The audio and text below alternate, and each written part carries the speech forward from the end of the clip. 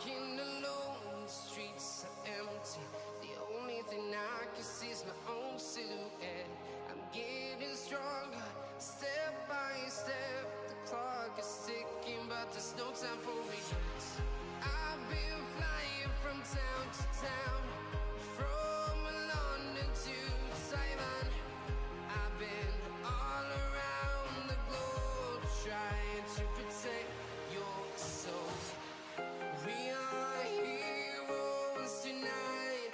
We will fly above the sky. We are heroes tonight. Yeah. We are heroes tonight. We will fly above the sky. We are heroes tonight.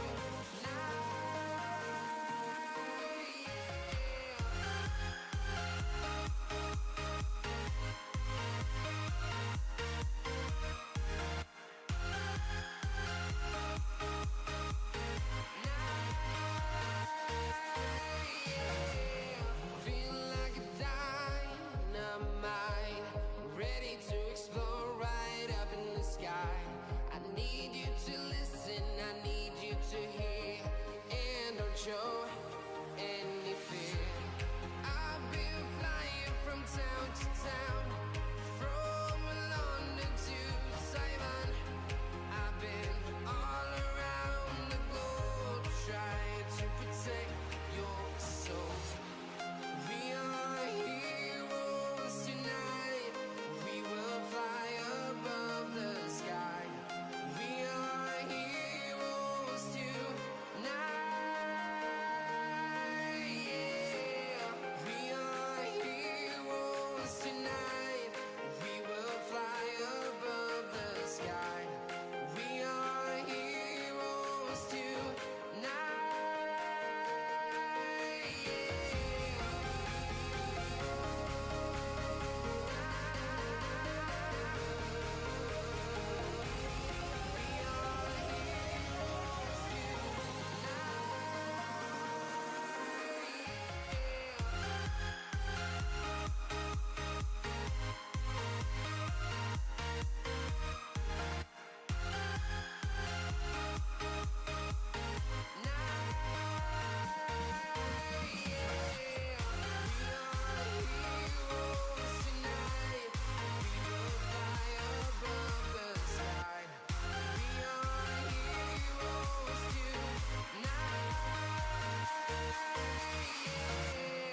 I've been flying from town to town, from London to Taiwan. I've been all around the globe, trying to protect your soul.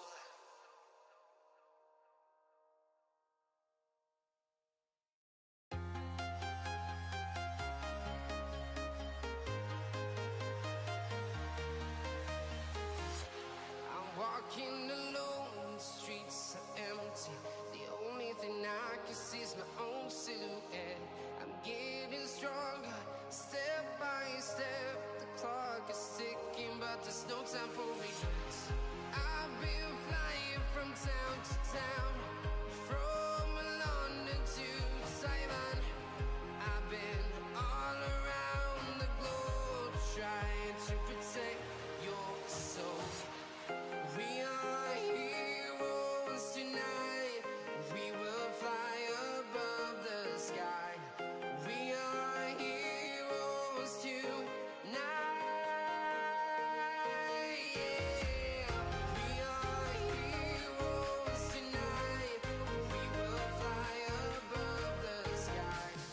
We are heroes tonight.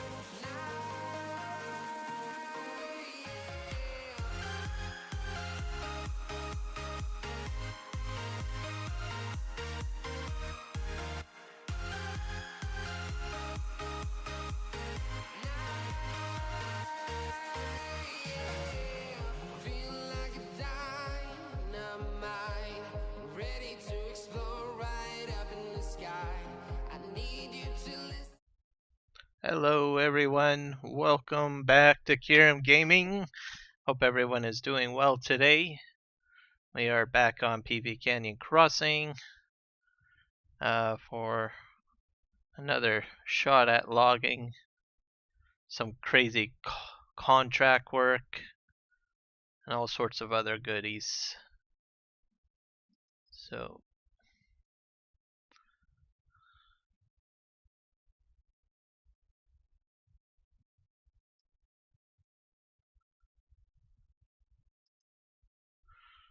I got a browser up here. Let's just centralize this. See if I can make this a little. Whoop! Nope, I didn't want to move that. I'll lock that in place, I think. Let's lock that. Lock that.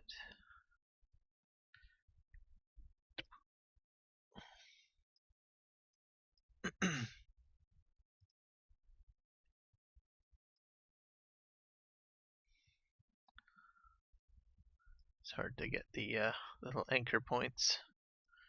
There, that works. Let's anchor that in place. There we go. Alright, hello everybody. There, we got a browser window up. I'll get into that in a moment. So I'm 199 subscribers, so I'm just like one subscriber away from hitting that 200. So hopefully I can hit that today. That would be great, and maybe plus some.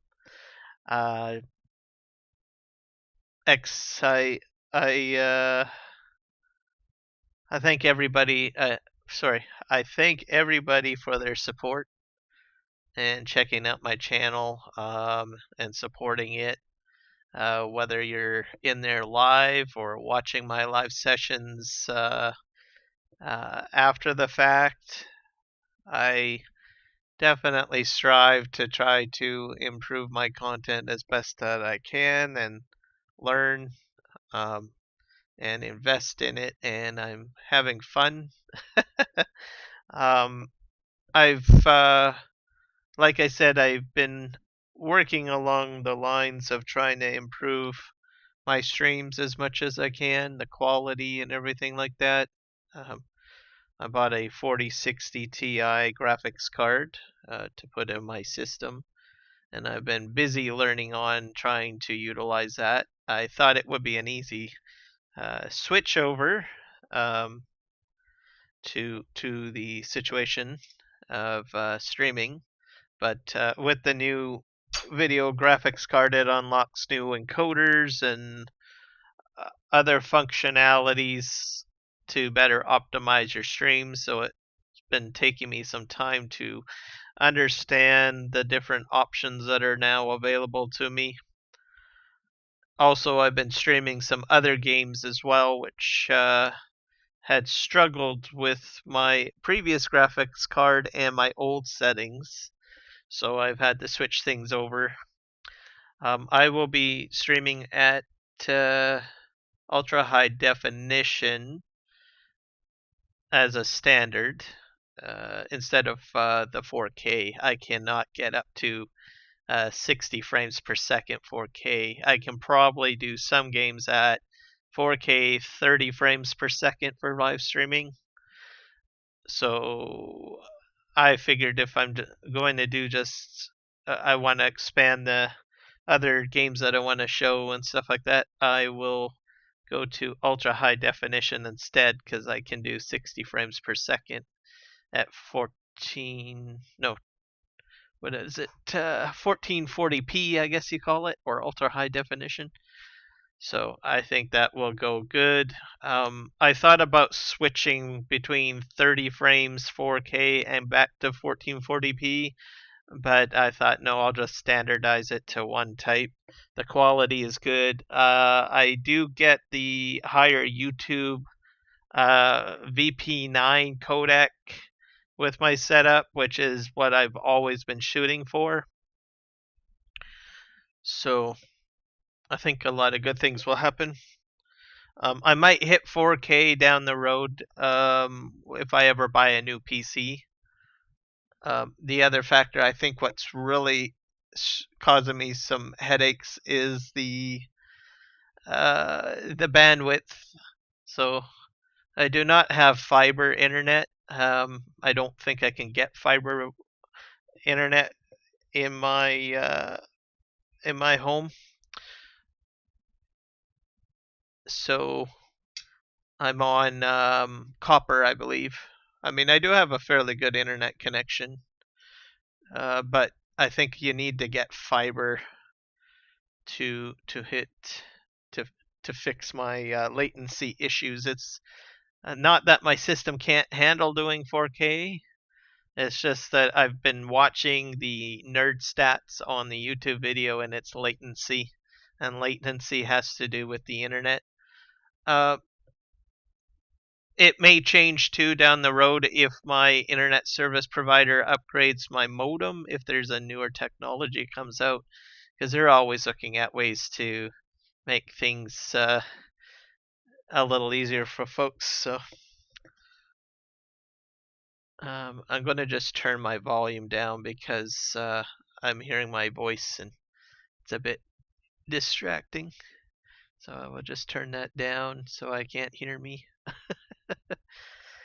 Yeah, so that's what we'll do. So I'll stay at 1440p for my live streams. My videos will probably be 4K because I can do that. The internet is not required for. Uh, I won't have a latency problem, is what I'm saying. Uh, so I should be able to do 4K content by uploading videos. Yeah, so that will be that.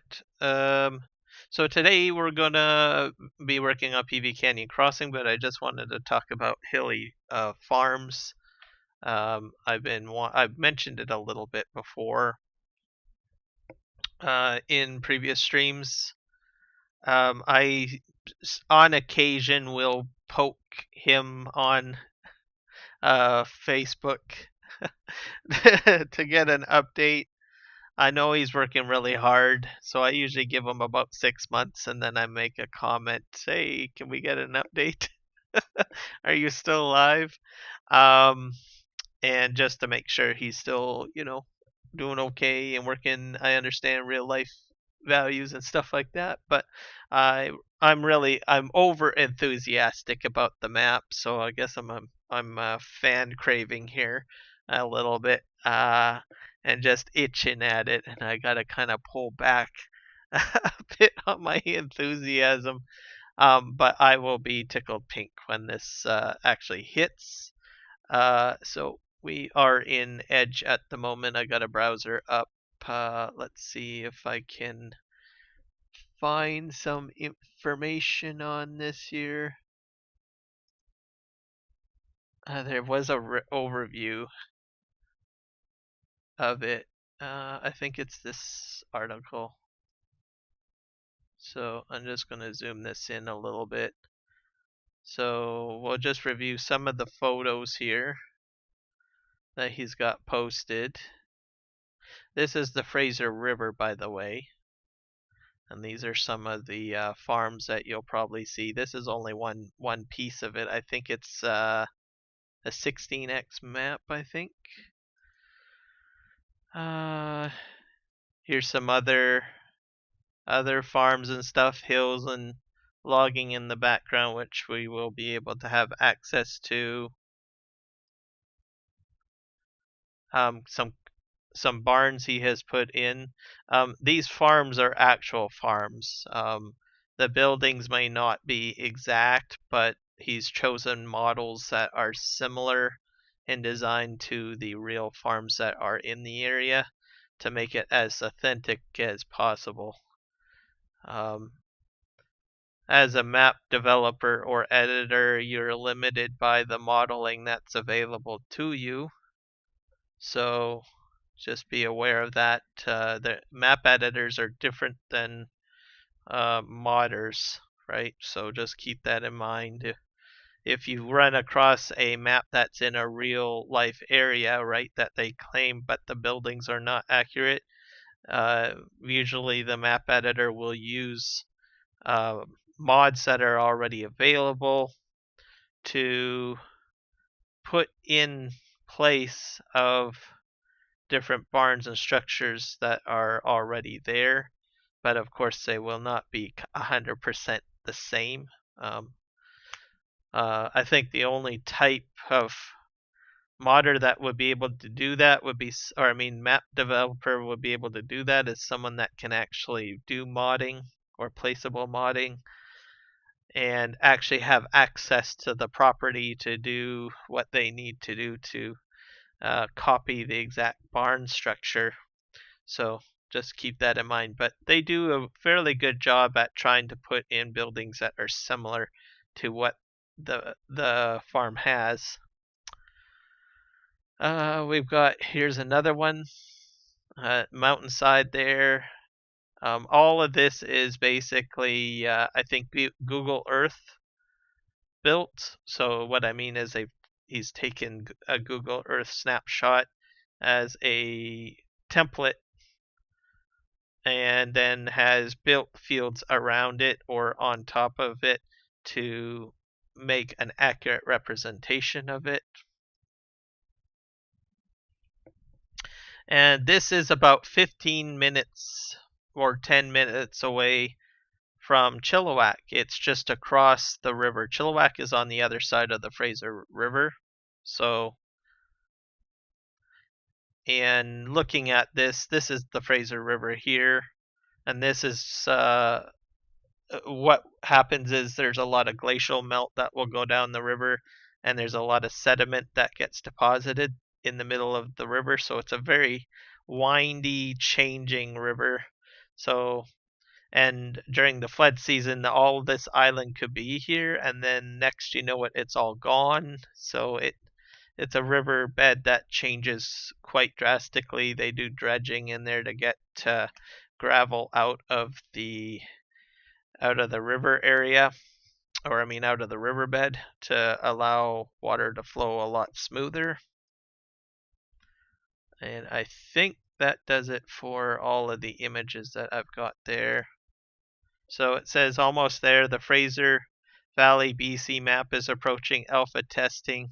I would say 90% complete with only fun stuff to finish. Originally thought it would be well and truly finished by now. Sorry, it's my first map and I have never done anything like this before. When I started it, I didn't know the difference between a TG and a gizmo. I don't know what a TG is, but he's far ahead of me. I know what a gizmo is. Probably play on words. This is a very detailed 4K map. 4K map. I wonder if he meant 4X map. So it might be a 4X map. Typo there. That will be great for multiplayer, Maze Plus, contracting, very challenging forestry. On the Maze Plus, I have seen him comment in the Maze Plus community a few times earlier in the year, so I know he has been enthusiastic with making it Maze Plus. So I think that is really cool. And let's see, very challenging forestry, local real based productions, and beautiful scenery. It is almost very true to the region.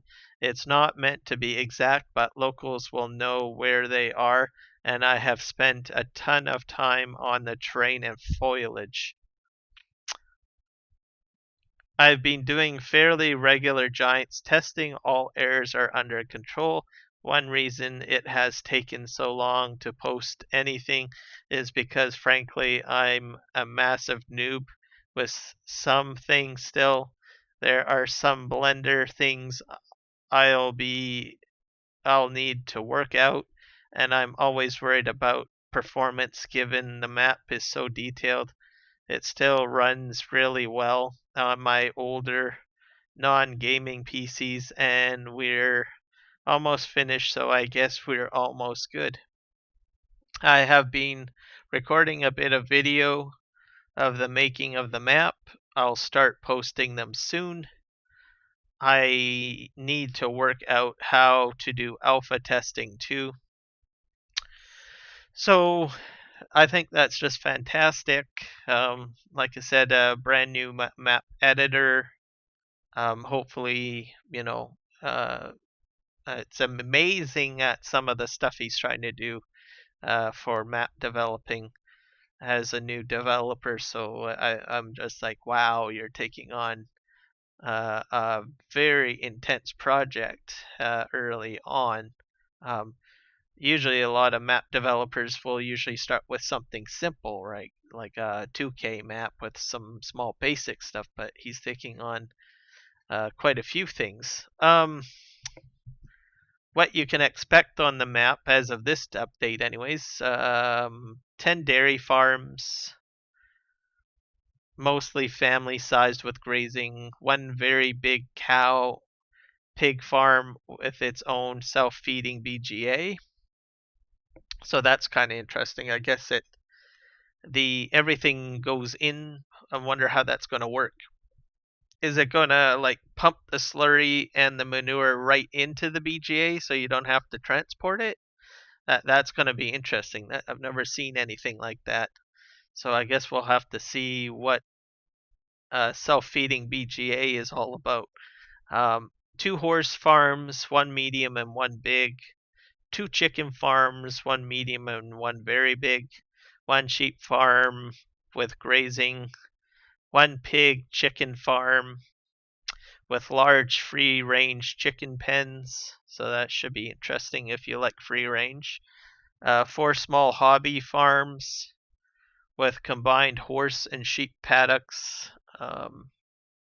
For hops, you're going to see, or I mean, for crops, you're going to see hops, which is finished. The good people, and he credits Team JZD Vid Hostice have given me permission to build hops into the map.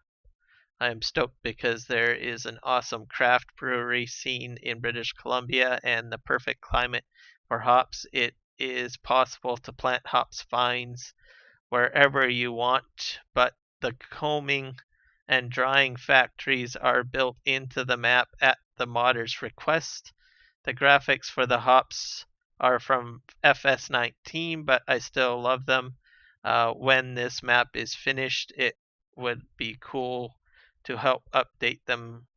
We'll see. Yeah, there's a lot of breweries in our region. Chilliwack, where I live, has a few different breweries, and also in the Agassiz area, which is where this map is based on, has I think 1 or 2 breweries in the area. You can see alfalfa and clover on here. Hello, CFL Saskatchewan. Welcome. How are you doing today? Alfalfa, clover, and lavender mostly finished. So I guess we'll be getting into that on the map. The map currently has Farmer Bob's FS19 foliage for these crops. They are built in and fully functional. I'm hoping to find someone willing to share FS22 alfalfa and clover files with me. I already have lavender foliage files, but I need to work out how to edit them because I'm still a Blender noob. This will happen after the map is in testing or released. Now this will be interesting. Blueberries, adding that in. That is a crop that is in the region as well. There's tons of blueberry farms around my surrounding area where I live in the Fraser Valley. So it'll be interesting if he can get that in. That was one of the things that I was hoping that if a map developer builds a map within my home region, that they can somehow get blueberries in there. So looks like he's planning on doing it and trying to figure it out. I think he will at some point. The process of adding the Vedhostas hops to the map taught me how to mod vine crops. Blueberries are one of the biggest crops in the Fraser Valley, so I will definitely be adding them. The foliage for these will need editing too, so again, this will happen during testing or after release. Cranberries. Cranberries are a big thing around the Fraser Valley too. Building them into the game and harvesting with water in the fields is all possible, especially with production revamp, but this is a future project. So I did private DM him and let him know that PV Canyon Crossing has cranberry productions and fields. So if he just so that he can look at something or see how it can be done. Let's see, productions they're going to have in their nurseries are done, requiring testing and rebalancing XML work. There is a lot of large scale nurseries growing large potted plants, especially hedges, along this part of the low-keyed highway, which is the highway on the north side of the Fraser River. In other parts of the Fraser Valley, saplings are grown for the forestry industry. All of that is very true. So, and I've mentioned that on my Chilliwack live streams many times that we used to have a lot of corn harvests in this region for silage for cows, but a lot of a lot of farmers have gone ahead and switched over to tree farms. So instead of like acreages upon acreages of corn and grass, you have got acreages upon acreages of trees. In most cases, what the farmers have done is they don't even have to work the farms themselves. They just lease the land out to uh, a company that is best suited for doing forestry agriculture, and it's probably a very good investment because it takes a significant amount of time to go ahead and grow trees. The other thing too is that the farmer wouldn't have to go through the regular, toils and struggles of having to maintain their own equipment. They wouldn't have to go through the process of planting and sowing every year. They just lease it out to a tree company that is got the expertise in nursery productions, and those trees sit there and they take a while to grow to a reasonable size before they can actually be planted into forestry regions. That kind of helps probably local farmers quite a bit with that regards, and in some cases maybe it's a bit of passive income. So those productions would take seed, manure, straw, sand, herbicide, fertilizer. For a western hemlock hedge plant pallets, and then seed, manure, straw, sand, herbicide, fertilizer, in-game plantable tree saplings. Let's see. The next one is a quarry. Almost done. Requires testing and balancing in the XML work. In real life, there is a real mixed concrete factory. I've upgraded it to a cement factory on my map. It is located in a quarry based on the real life one and has both limestone and stone for players to dig and transport to crushers. Players will also need to arrange the logistics for moving iron-rich clay by truck from the train station to the factory. Oh, that's a little bit more detailed than before. That's interesting. So there'll be some custom, by the sounds of it, fillables. So that's going to be cool, and productions, I guess. And yes, there is a quarry in the region, and also a cement factory as well. Is big for cement in the area, just huge. These three ingredients need to be processed twice using movable and animated conveyors to build up stock of sand, gravel, gypsum, lime before they can be converted into cement and concrete.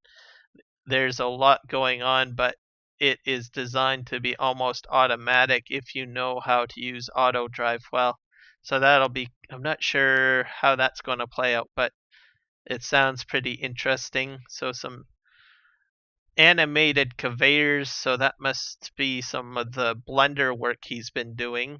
So it'll be interesting to see how he puts all that together and puts that in. So the production lines are finished but need a lot of balancing, so I won't post them here yet. There's a sawmill, it's not started. Forestry is the biggest industry in BC, I think so. So the map will have a good wood production chain. The sawmill is built and looks awesome, but I have not thought about production details yet. So that will be. I'm really. See, just reading through this makes me even more excited about playing this map.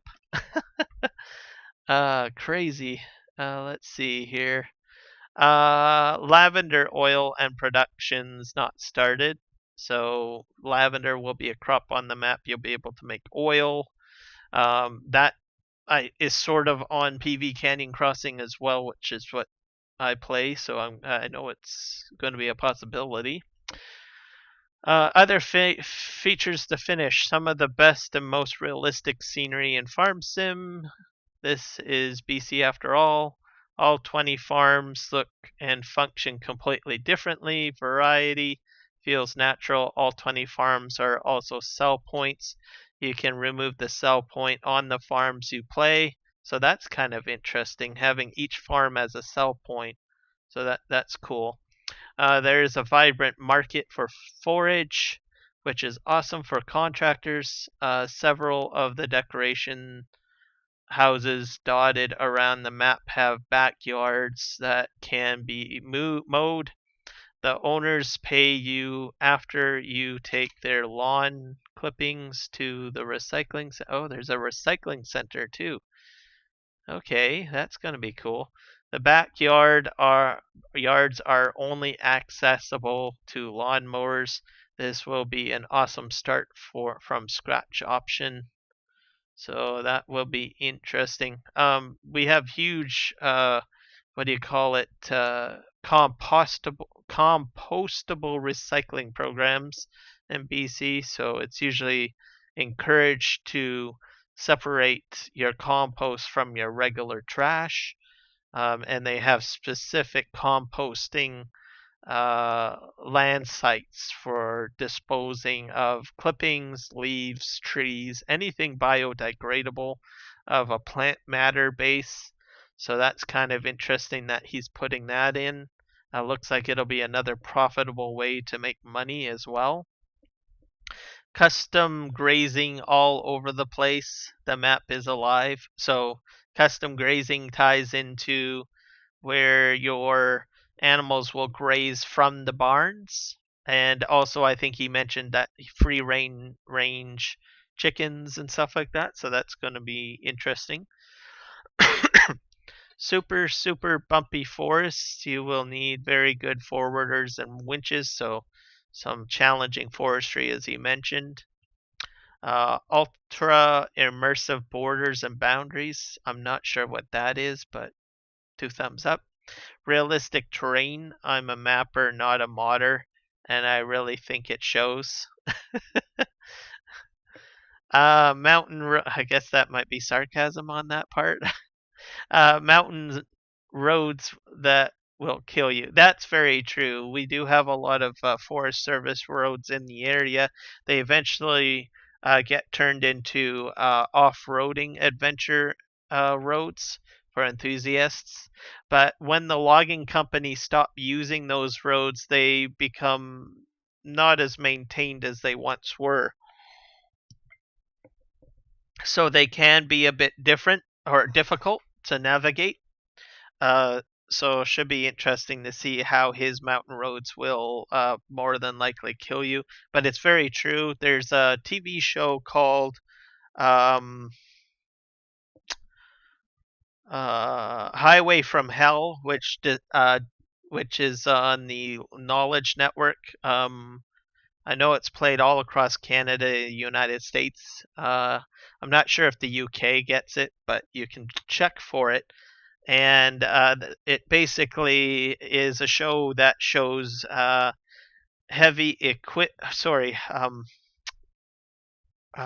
automobile wrecking business of how to retrieve vehicles from crazy areas. And there has been a lot of crazy rollover, steep incline uh, rollovers where your vehicle is completely like crushed. It's just crazy, and you're surprised that people survive coming from that. So I imagine his roads will be interesting. You might have a transport truck roll over the side if you're not too careful on the map, I guess. Custom trees from Carhuvara map. I've never heard of that one. By INF Modding. All trees having settings recommended by FDR logging. So he's a modder that FDR, I mean, that does a lot of logging maps and equipment mods. So that's pretty cool. I remember when Farming Simulator 22 first came out and FDR logging criticized the collisions on the trees, and he went ahead and built his own tree modeling to make it easier for doing logging. He's definitely an individual or a modder that knows what he's talking about when it comes to trees, FDR. So it's kind of cool that he's that Hilly Farms is taking some suggestions from him. Um, this stops the trunks rolling, sliding around on steep slopes and makes them less annoying to move and load. So everything what I just said. A fun speedway. The area does have a speedway where you can take your automobile and race it around the track. Custom precision farming map. So obviously that would be accurate because there's some custom crops. Some custom decoration foliage. So he's working on foliage. He mentioned that in the first few paragraphs. Slightly taller grass. So that'll be interesting. Other features not finished. Everything will be sellable, deletable, except the hops buildings at the modder's request. Most of the farms are already set up this way, but we'll do more after alpha testing has started. Custom train, a main train line runs through the map, and trains in this part of the world are literally miles long. That is very true. Sometimes you will have about 3 or 4 locomotives on each train. Because the train is so long, there's just not enough engine power for a single locomotive to handle the steep inclines throughout the mountain passes. The trains are exceptionally long simply because it is the #1 freight corridor for Canada. If that train line or both of the 2 train lines go down, shipments from the Port of Vancouver all the way across Canada into parts of the United States would not happen. So it is a huge multi-billion-dollar business for freight. So generally, you will have mile-long trains constantly running on the freight lines, sometimes 3 or 4 trains as well that are separated by 30 minutes apart sometimes. They have 2 track lines, CN and CP. Both train companies share the lines. They usually have one line going west and one line going east, and they have a number of shunt lines off of the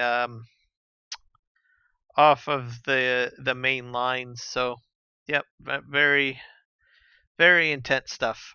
There will not be a train sell point, and the tracks are placed, but I still need to add the train. I'm going to ask the Edgewater, Saskatchewan guy for the Canadian train.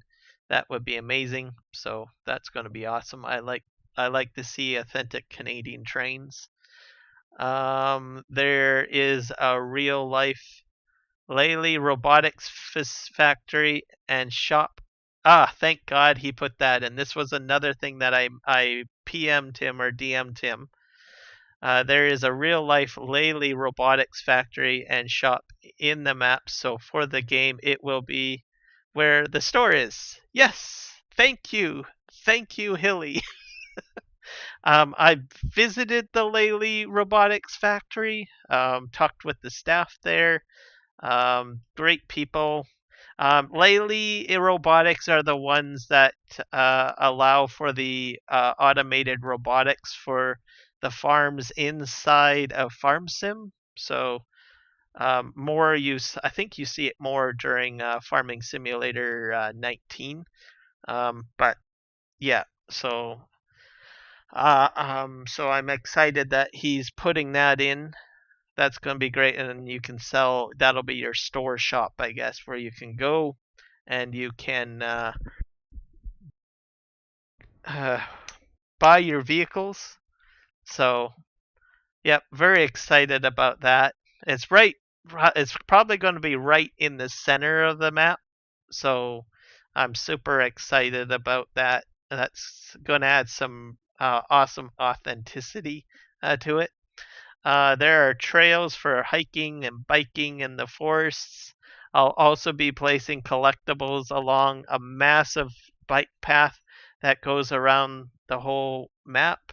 BC is one of the homes of freestyle mountain biking, so there will be some North Shore style features and trails based on real life ones I have ridden too. So yes, he's exactly correct on that. There's a lot of mountain biking enthusiasts all across the Fraser Valley.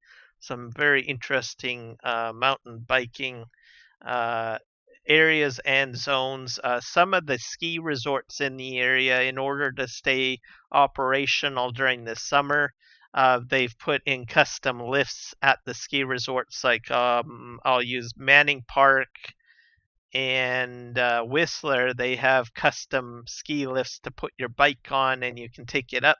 And instead of skiing down the slope, you're going down the slope on a bike.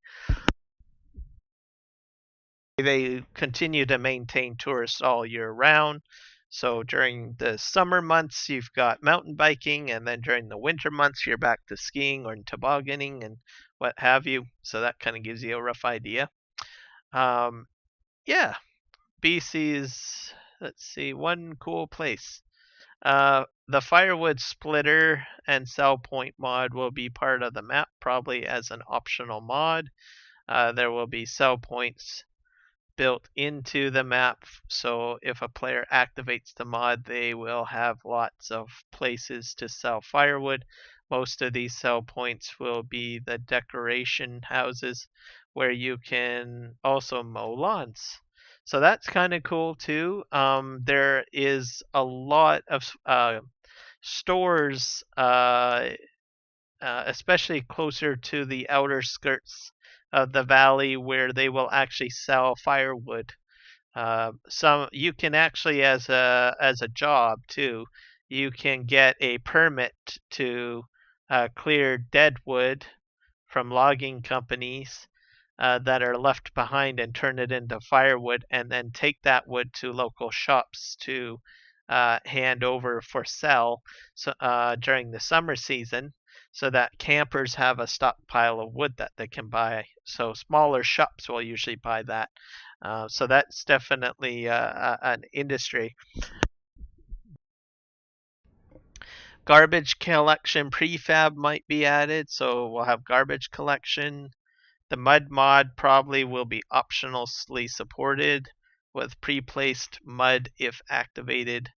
Multi-terrain angles, custom lighting, custom weather, custom manure and slurry ground textures, and custom corn stubble. So yeah, pretty awesome. I'm just going to just dump this post into the chat so you guys can check it over as well. He's got a YouTube channel as well, so be sure to check that out. I'm going to pin that one. Actually, I should delete it. I'll repost. See if I can kill that out of there. There we go. Hilly Farms map.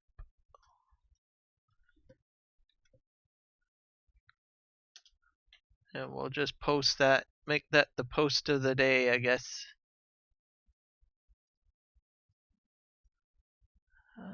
Can I pin it? How do I pin this? Let's pin that where people can check it out if they want. So free to check that out. So I'm very intrigued to see this go live. Yeah, I might be jumping the gun talking about it as much as I have today, but I thought I would share it and just let people know about the map and let people know that it is still being worked on and it's still alive. So we're going to close that out. We'll get into some farm sim for real back on PV Canyon Crossing. Oh yes, I'm in the mod hub. I'm going to be adding this to the map, I guess.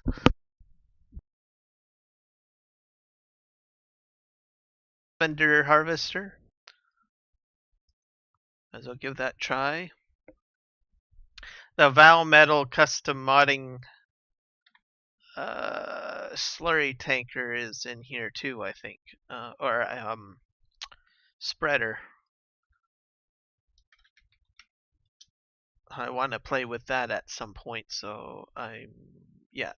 I've been waiting for this to hit for quite some time.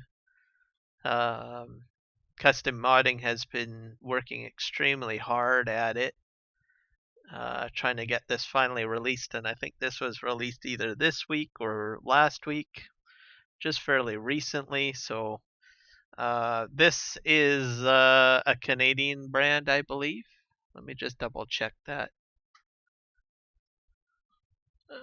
Just gonna go to Google search and see who Val Metal is. Company.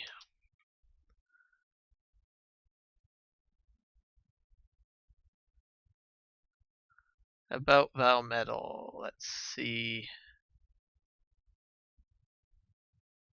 Says Val Metal is a manufacturing company that was founded in 1979 as a subcontractor and manufacture trailer-made farm feeding equipment in the area.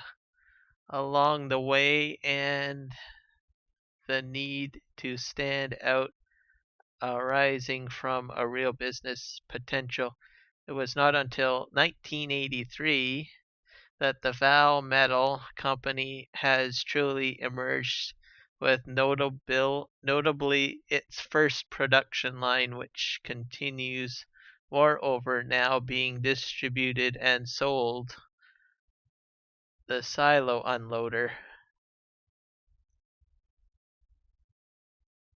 I'm not sure where they're located. Val Metal is the story of a continued success, of course, but it is mostly the story of a united family, tireless builders, and an intimate relationship with dairy farmers.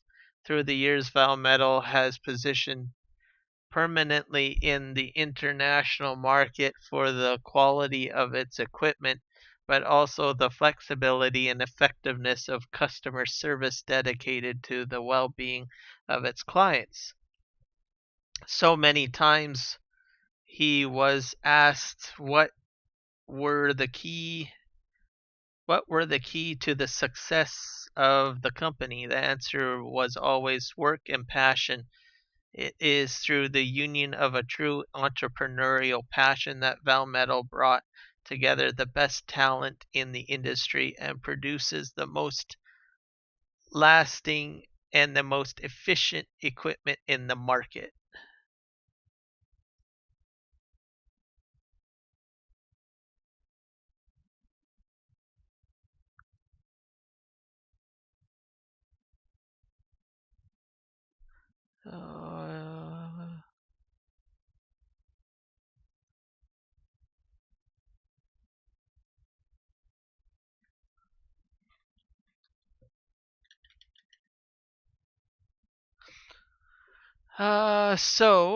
Uh, Val Metal is actually in Quebec. Let's see. The main office is Saint Germain de Grantham in Quebec, Canada.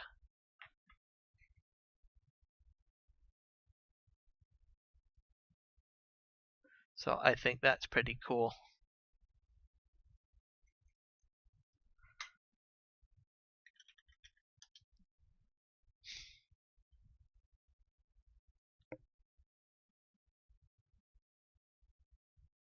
All right, so we're going to add that in. And then if I ever do get to the point where I'm going to start doing some slurry spreading, do that. All right. Let's go ahead and just get right into it. I've done a ton of talking already. What did that take me about almost an hour? 47 minutes of talking. Wowzers, I'm telling you. Okay, we'll probably update those a little later another time. There was no updates for PV Canyon Crossing, just to let you guys know. I'm not really anticipating a lot of new inclusions for farming for PV Canyon Crossing. I think for the most part this map is a finished product. I think Dave is probably maybe working on some smaller projects for the map, but I think for the most part it's what you see is what you get at the moment. So anyone that's trying to get into this map, probably a good time to do it. I don't know if Dave is making another map. It's possible. I don't know.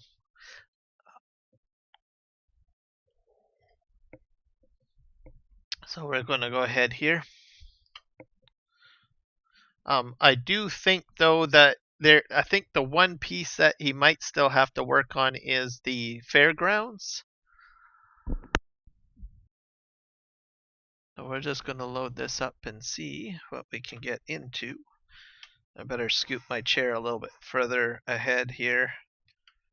And adjust my thrustmasters here. Oh my, that's stuck to the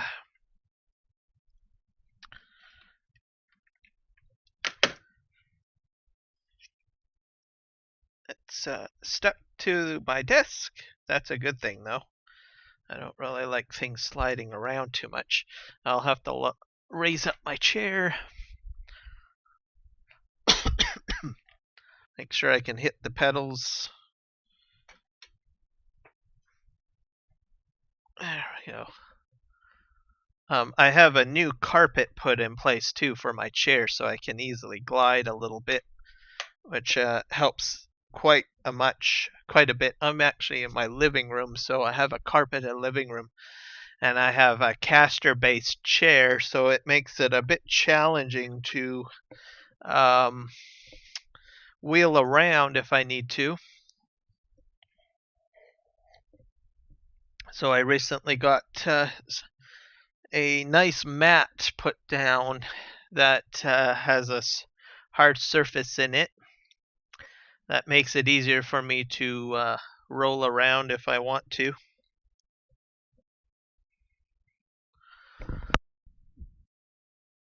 "75 degrees Fahrenheit here today." Were you able to go outside with a t-shirt? Or is it still a bit too cold? Just adjust my volume a little bit there. All right.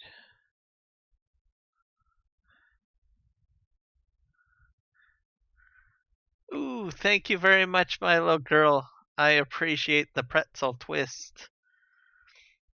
It's a warm welcome. Oh, I should fair warn you, Milo girl.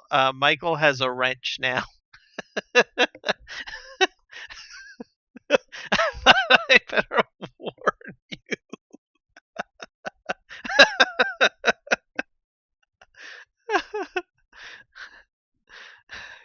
He has a wrench.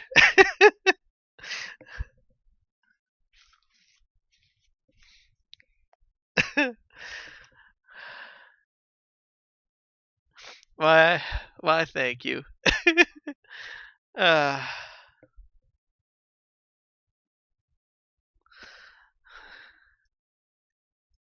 but if he's truly a Texan, he'd be a gentleman and not throw a wrench at a lady, right?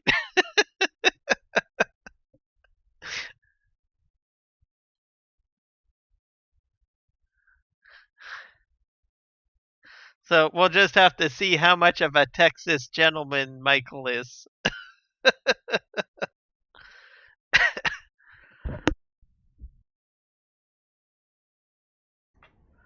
All right,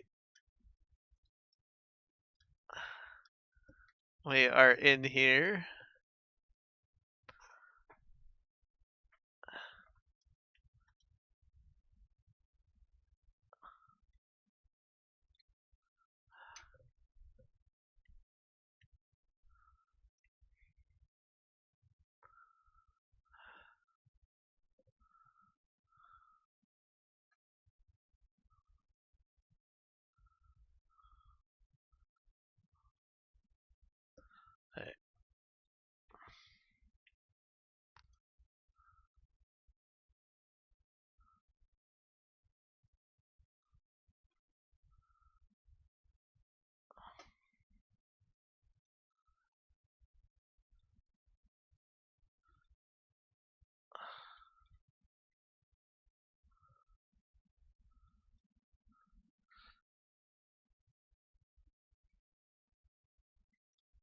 I'll have to pick these up with the wheel loader.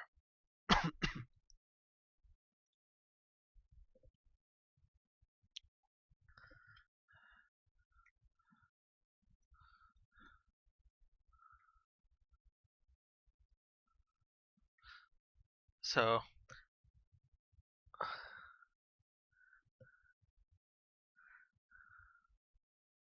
I'm not. They're already on the ground. What are you talking about? Look, they're already on the ground. I just came into the game and found them here. So I'm just making sure that they have like a reasonable use in their afterlife. See? They're just sitting here. I'm not cutting them down. I don't know what you're talking about.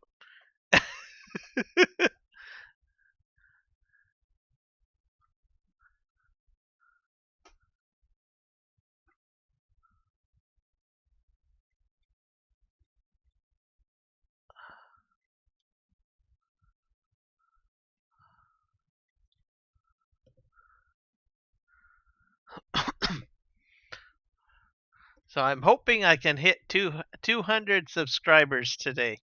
I just need one person, one lucky person to go ahead and hit the subscribe button. So I guess we'll have to see. I think I'll get the 200. We'll see.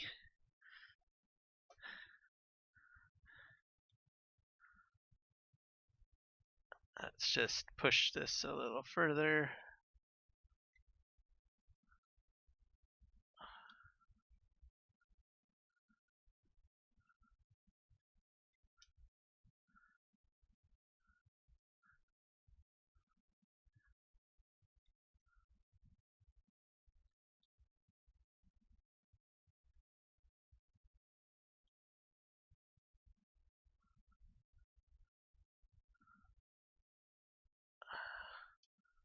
Oh.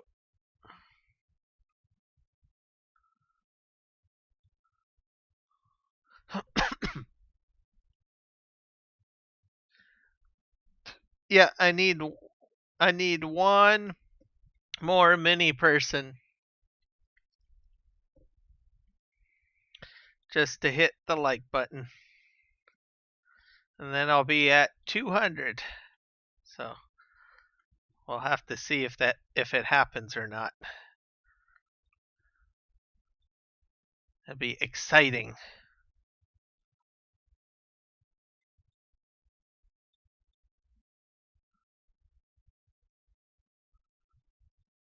Let's see if I can get this in here.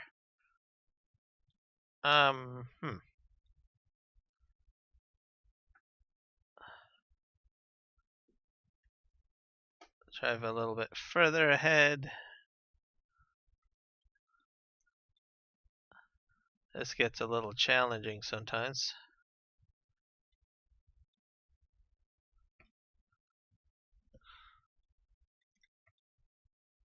I'll probably put this, maybe if I try back here. I'll probably have to drive a little bit further.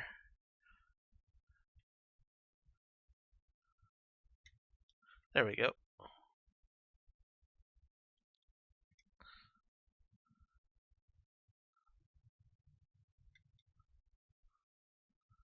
And then I can probably get this tree back here.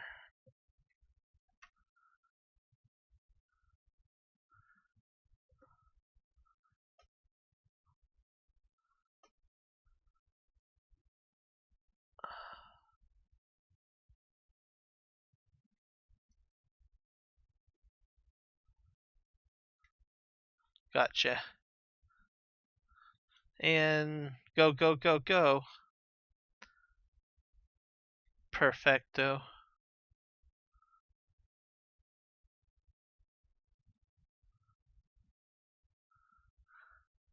What the heck is Nanbro Films? Message deleted by Michael.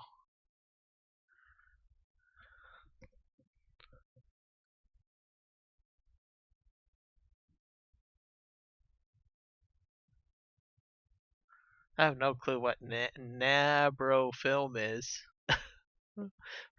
Well, if Michael deleted it, maybe it's something that wasn't appropriate.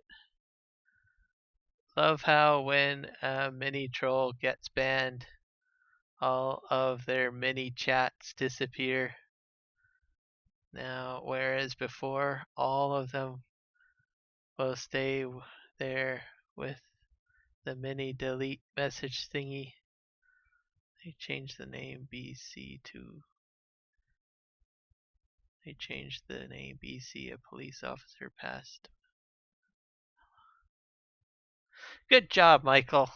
You know how to ban people or ban stuff.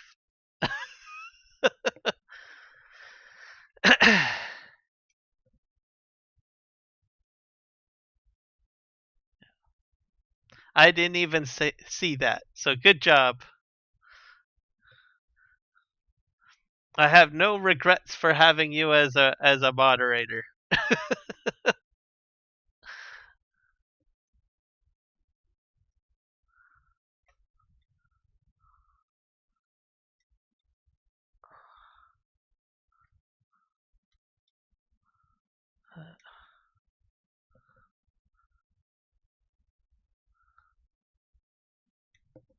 Gotcha. Well, good job. Thank you very much. I don't get very many trolls in my streams, but sometimes it does happen.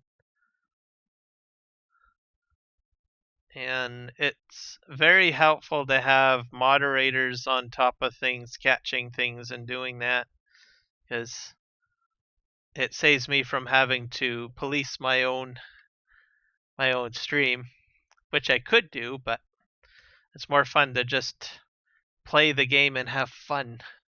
So thank you. It's appreciated.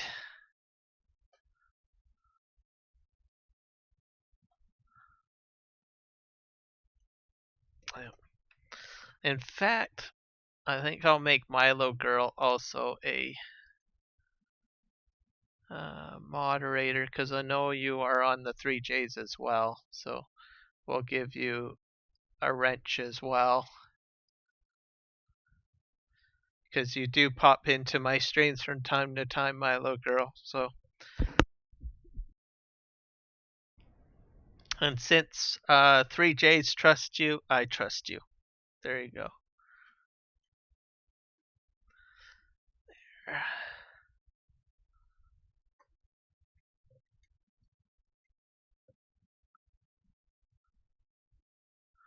All right, I think I better get into the loader and try to get some of these logs over here. I might need to cut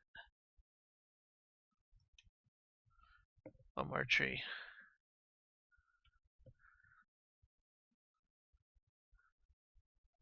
You're very welcome. Oh.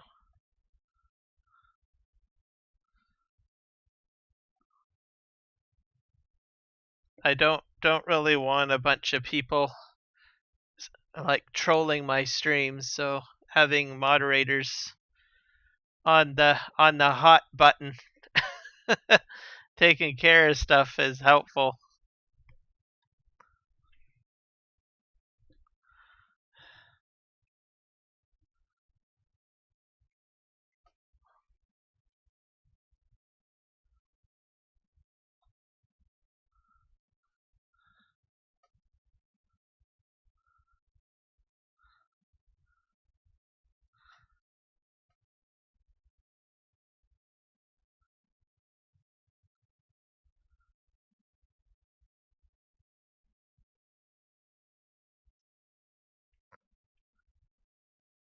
So we'll just open that up.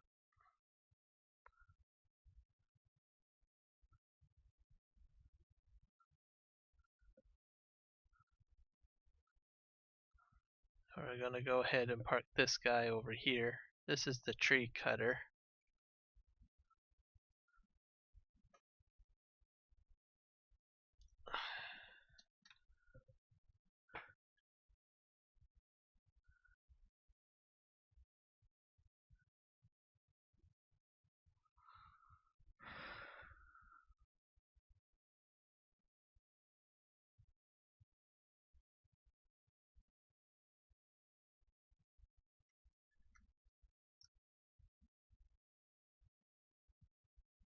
The one thing that I like about the fact that if you remove a comment, it removes all their comments.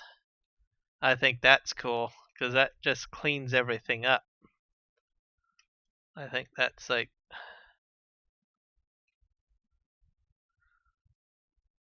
that way you don't have to go down the entire list of trying to determine what you need to clean up out of the chat.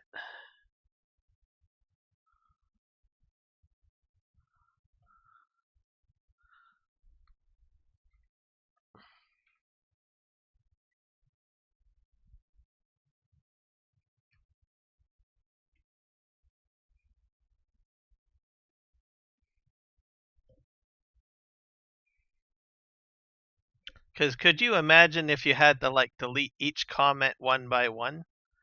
That would be like, I would pull my hair out if I had to do that.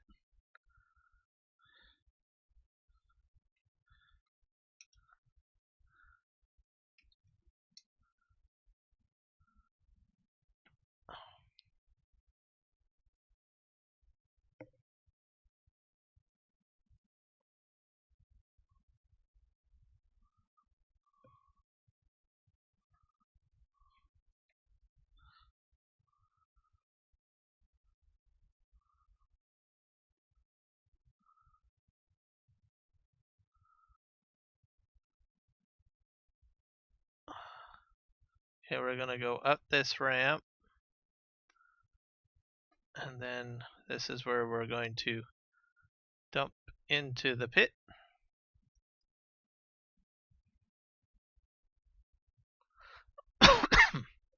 That works out perfectly.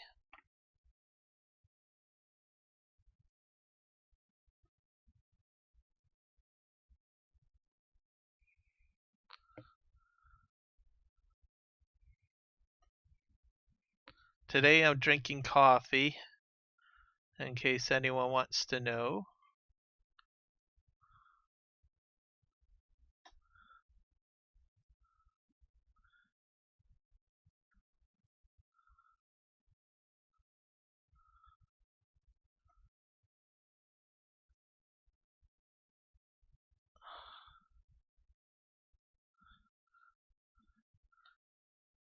But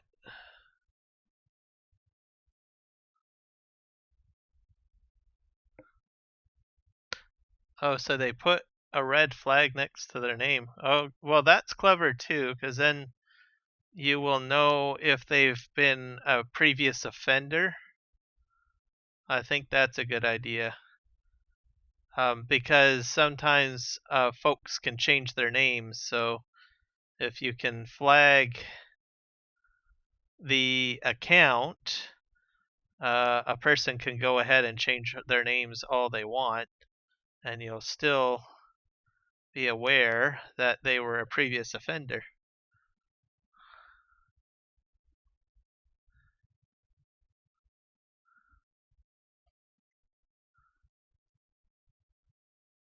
Alright, let's back up a bit.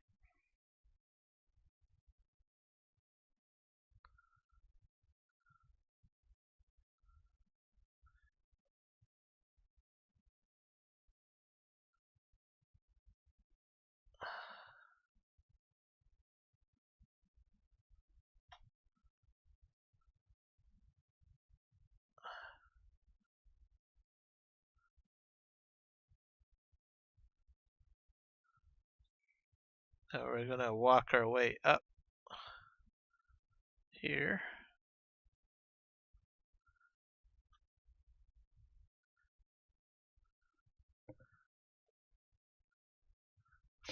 I occasionally go on Twitch to watch stuff, but it's not my go-to place. But sometimes I go there if there is a particular streamer that I want to watch. But I'm a bit more selective on there. I like YouTube because it has more videos, and most of the gaming content I like to watch is usually videos that teach me a thing or two.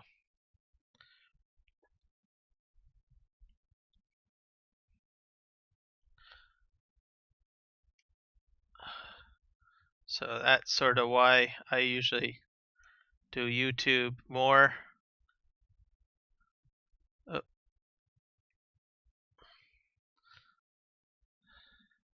I have to take care of some of these stumps in the way.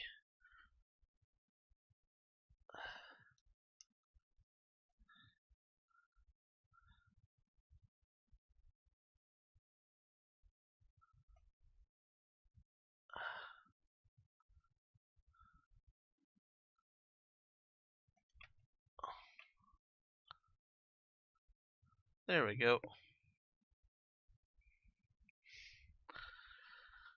So my big question for you, Milo girl, is how is the Reese Cup company job going?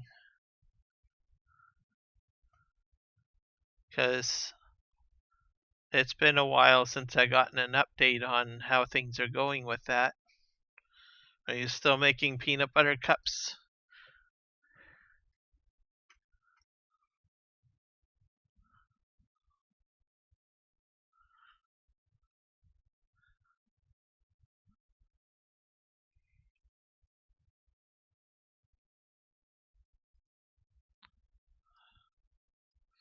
I think the tree has gone that way. Okay, let's grab that.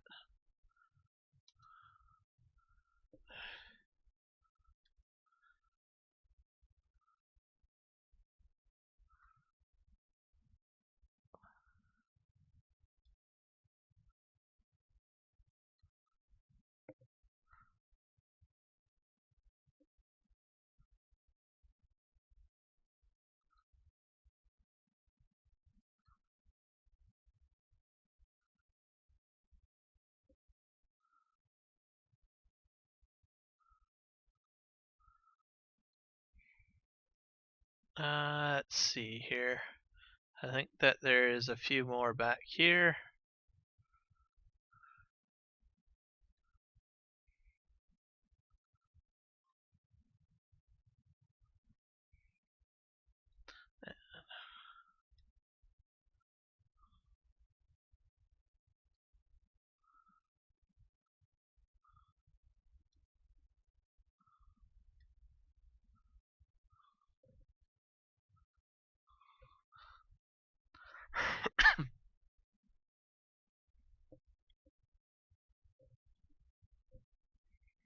As my Reese Cup job is going so many good, I'll work on the mini line where the mini Reese's cups come down to be wrapped. I wrap each mini Reese cup with love and set it on its way. Well, I'm glad that it's working out for you and that it's going good. Who knows? Maybe I ate a Reese's peanut butter cup pack yesterday, so maybe I ate one of the ones you made. I sort of got really addicted to them recently, so I usually buy one on a break or something when I'm working.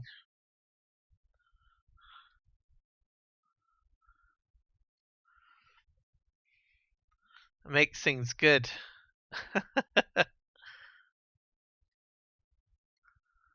Alright, let's go this way.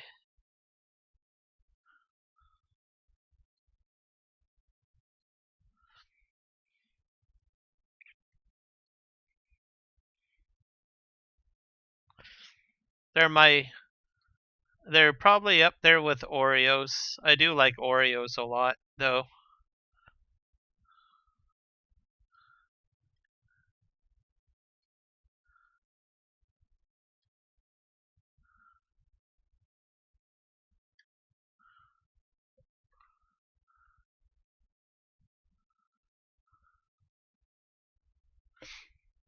Yeah, I don't know why you're not getting notifications,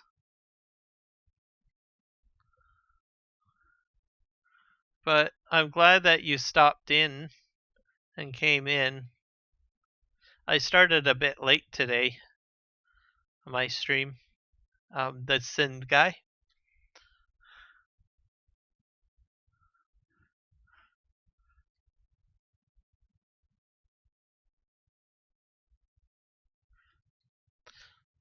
Eventually, it should come through to all of my subscribers. And what's kind of surprising, I spoke for about an hour about basically a map. Because I know some channels, if they don't get distributed very well, like to their subscribership, which is a known issue, and I don't know what causes it. Usually, if you are live streaming, usually about 30 minutes to an hour in, the subscribership will actually receive a notification that the individual is live streaming.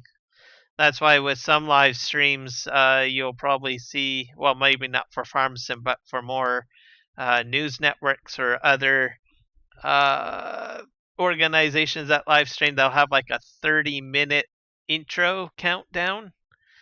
And they do that so that the algorithm eventually sends out the notifications to everyone on the notification list. So I don't get it. Oh, yeah, that's true. I started late this morning and I was a bit tired. Usually I do about like 1 p.m. start, but today I decided not to. I did a late night stream last night as well, and people were saying you sound very tired, and I was like, yes, I am very tired.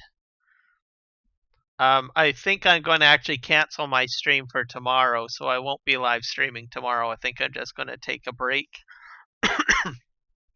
um, I've done a lot of streams throughout the week, and it was basically a lot of streams testing different um, resolutions and stuff like that because of the new graphics card, and I kept on fiddling with stuff. But I finally got it the way I want it to. But it took a lot of energy out of me. It's very tiring trying to figure everything out and relearn things. So I think I overdid it. And then I was doing the test streams, which required a lot of thought process too. Maybe I shouldn't have started on that project so early. I don't know, but I'm just going to give myself a day's rest tomorrow.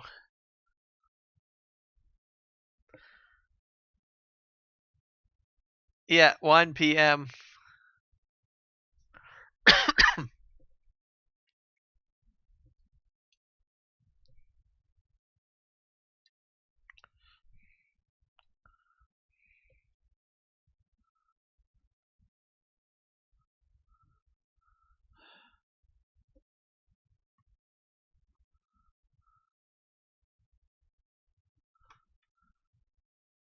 So tomorrow I will not be live streaming.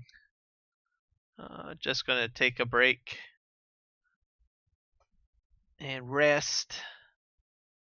Um, Probably get out and do something. I do have to take my vehicle into the repair shop, so that's another reason. So I figure I might as well give myself a day off from live streaming and just do something different. So I'll probably maybe put my car into the shop. Nothing too bad. It's just that, like I mentioned a few weeks ago, my window, the motor inside the window will not allow it to go up and down. So I have to get, I think it's called a regulator replaced on that, which is not a very quick job. So I'll probably bring the car into the shop early in the morning, or my vehicle, I guess. I guess I should call it a Jeep. People frown when I say it's not a car, it's a Jeep. I'm like, okay, it's a vehicle. Anyways, I'll take the Jeep in, get the part replaced on it, and while it's getting repaired, I'll probably go out for lunch and spend the day out, doing something, get a little bit of fresh air, something like that. Explore a little bit, let my eyes absorb some vitamin C or something, or vitamin D. I don't know.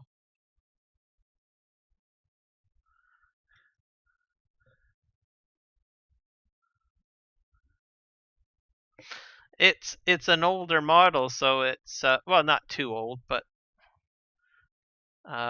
it's 2007 Jeep Liberty,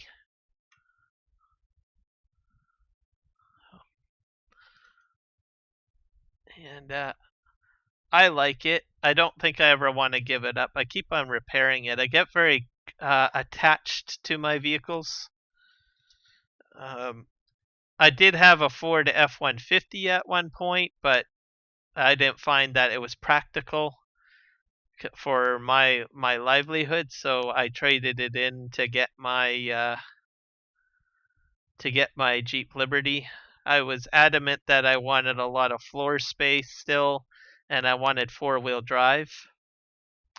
So I went ahead and got the Jeep Liberty.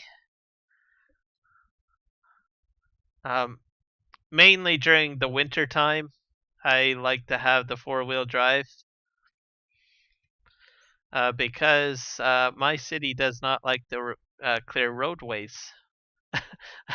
Depends on how well how well they do is based on how big their budget is. So if they go through all the salt, then they have a very low budget, and then you're kind of stuck trying to figure out how you're going to get from point A to point B.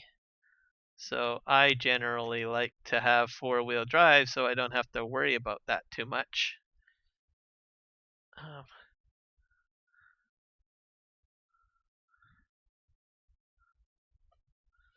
Mind you, there are a lot of cars and SUVs now that have all-wheel drive, so it's not really that difficult to get that added traction that you might need.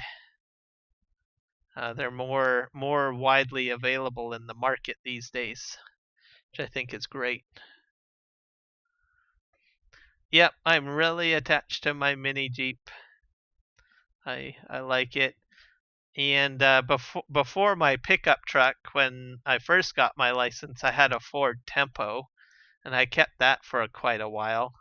And I had a hard time getting rid of that, even though it's not like the most interesting looking vehicle. But you get attached to it, and you're like, oh, I don't want to get rid of it. Why? All right, I need to buy. I'm going to do what Juan was doing, like paint things. So I gotta go find some paint. Da, da, da, da, da. I don't even know where you buy the can of paint. Is it in the chainsaw section? Nope. Maybe it's under miscellaneous. I bet you it's under miscellaneous.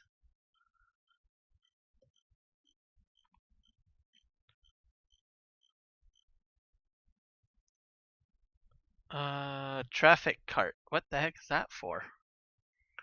Oh, this is the emergency pack. Silage additive tank. BD fermenting. Silage additive. Why do you need this? Oh, I'll have to remember that. I don't know what to use that for, but it's there. Excuse me.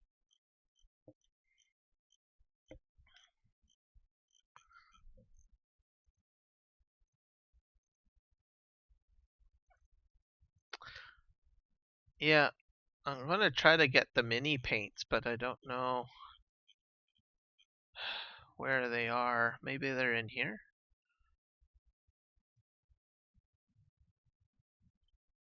Nope. I think I gotta just go to the forestry mod and I can find them that way.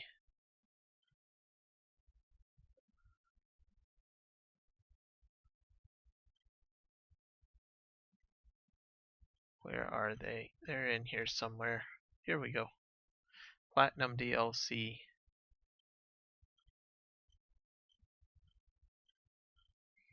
I think they're near the end. There's a lot of stuff in here. This is kind of interesting. Wood cracker.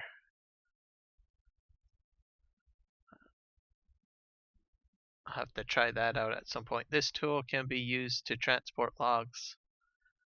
So I might try that out at one point. Here's a mulcher. Here we go. We got all sorts of paints here. I like the color blue personally, so I'll buy that. And yeah, I'll just stick with one. I don't know. That should be good. So here's my spray paint. Oh, do you have to hold it? Why is it not painting?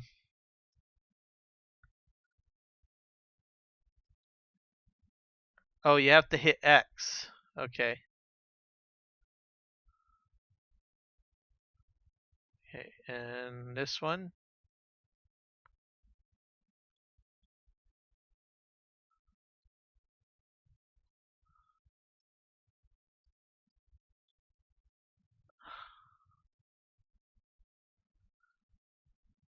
There we go.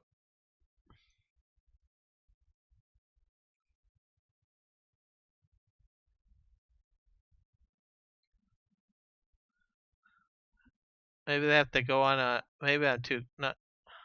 Oh, I have to get really close to it. Okay, gotcha. There's another one. That one. I think we're gonna go out this far.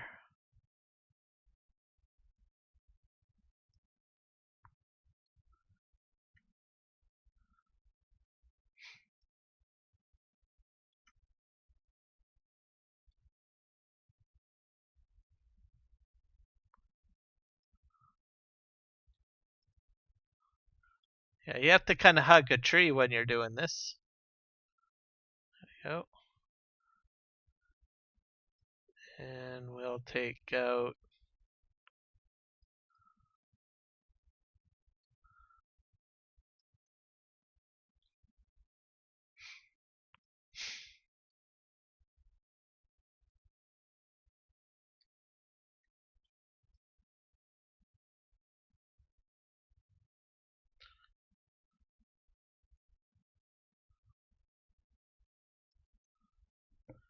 perfect.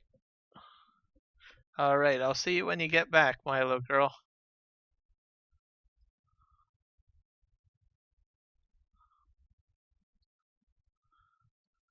And then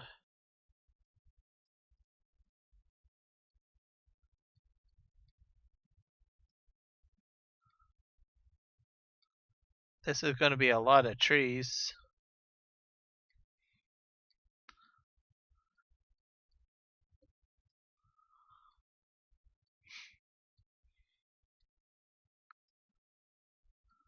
And we're into May, so I have to check my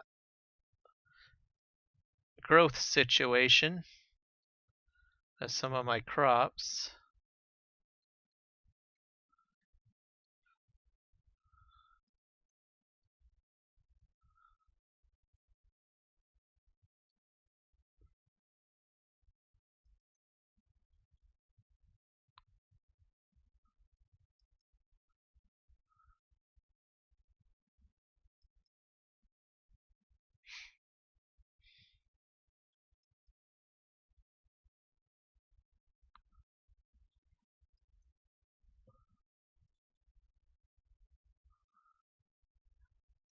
Yes! They're all going to die, my little girl. They're all going to die.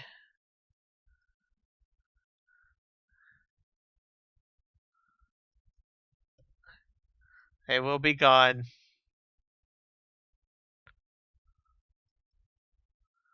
And then I'm going to put nice fields in its place.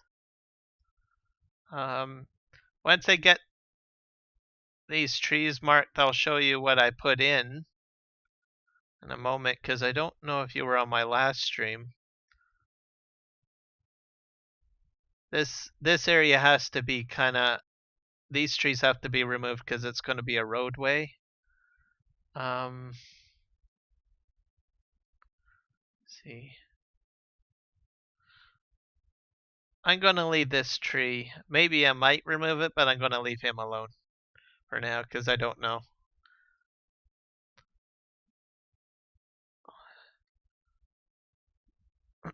I don't think I'll remove that tree. That's in the grass area. So I'm not putting one on that one because he looks like he's at home. But these ones have to go so that I have a road.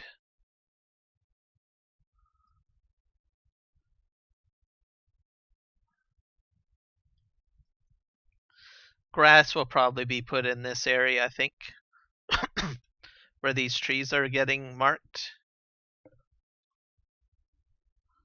There's a lot of them getting marked at the moment. You're probably like, oh my god, I don't want to watch this.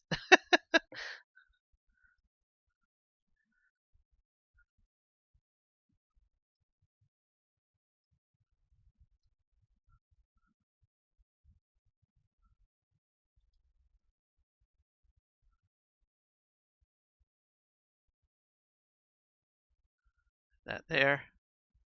You're probably like, will that spray paint ever run out? Will they ever run out of of paint? That way you can't mark them up anymore. Okay, I think I'll probably take this one out. And this one.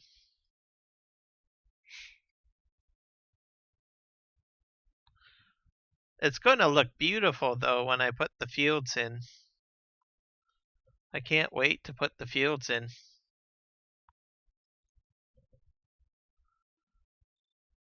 And then I'm going to put some trees in, different trees. I'll show you sort of some of the landscaping that I did the last stream that I was on here for.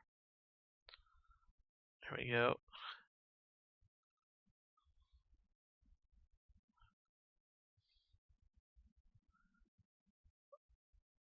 That one out. Oh.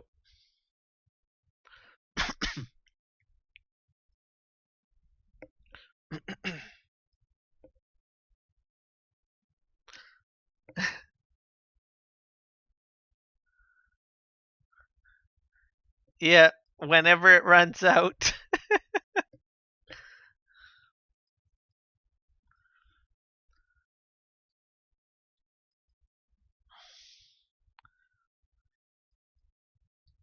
So we're going to need to make this wide around here. Probably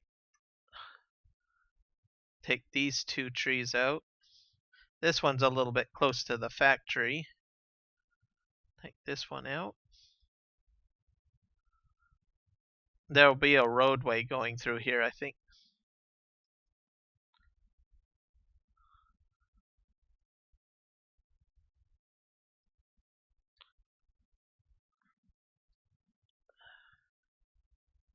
There we go.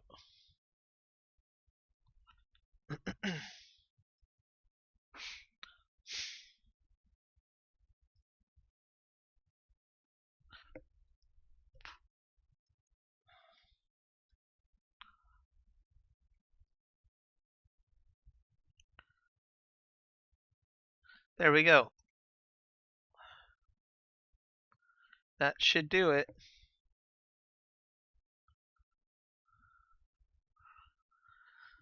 That's a lot of trees, yes.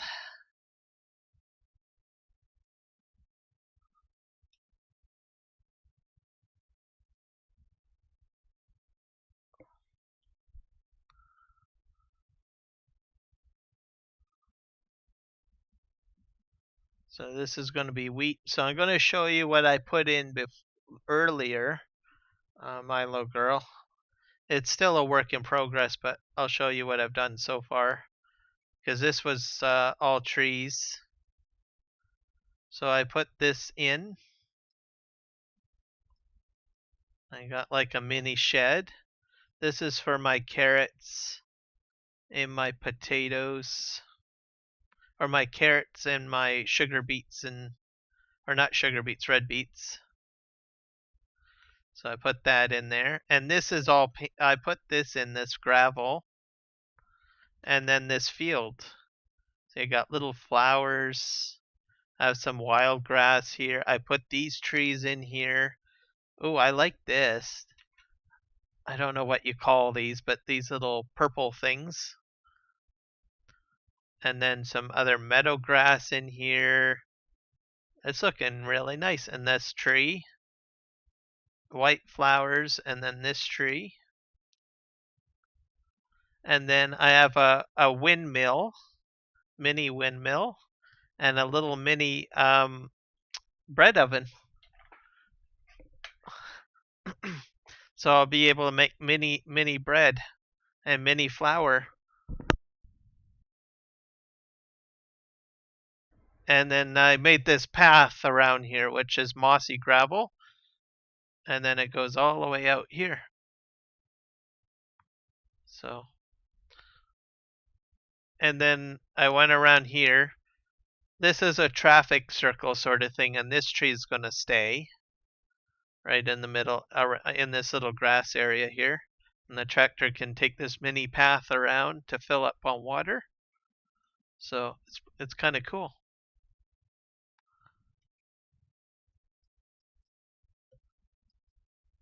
We'll push that out of the way.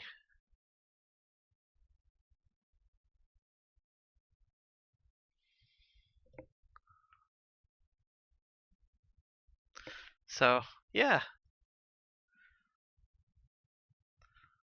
And then I've got my fields planted too. Like I said, that's my wheat field. And this is my, I don't know what crop that is. That's red beet. These are red beets. And I think this is carrots. Yeah, carrots are growing here. And we have parsnips in here. So yeah, they're all coming along nicely. And there will be a road put in here, maybe, so I won't get rid of like all the grass. I'm gonna have like a kind of a mini sort of dirt path, but I'm gonna put it in once I get this area cleared out over here a bit more with the trees, because you have to be a bit careful when you're painting, I find. So I'm gonna put in a pathways in here somehow once all this equipment's moved out of the way. So it's gonna be nice. I'm liking it. It's coming along quite nicely.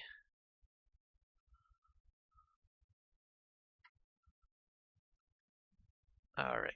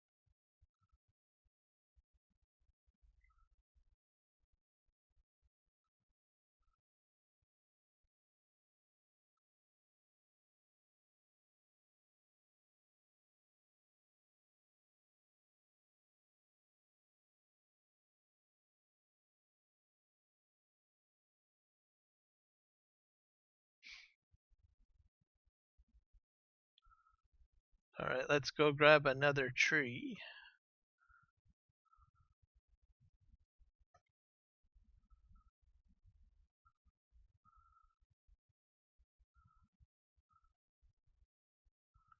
Yeah, that one's got a mark on it.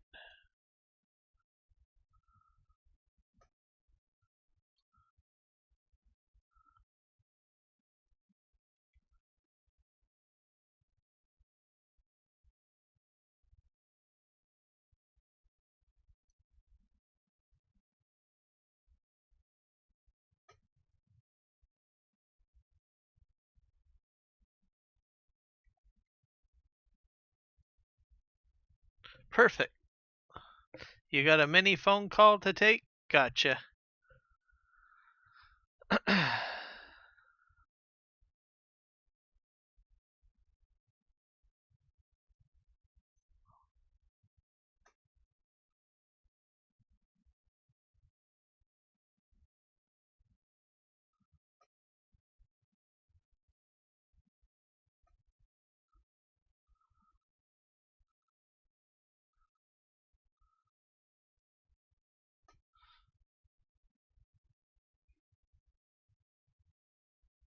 So looks like this operates a lot better if you keep the the header low to the ground. That way you have a better center of center of gravity to deal with, and try to dump as close as you can to the ground. That way things go a tad bit smoother.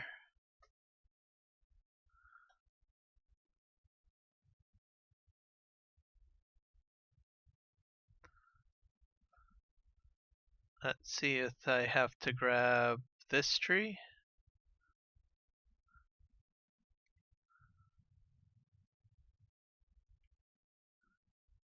I don't think so. Let's see. I think I will grab that one tree. I'm not sure.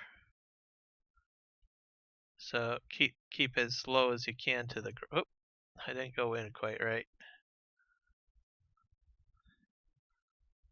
I gotta go in and grab that. Perfect.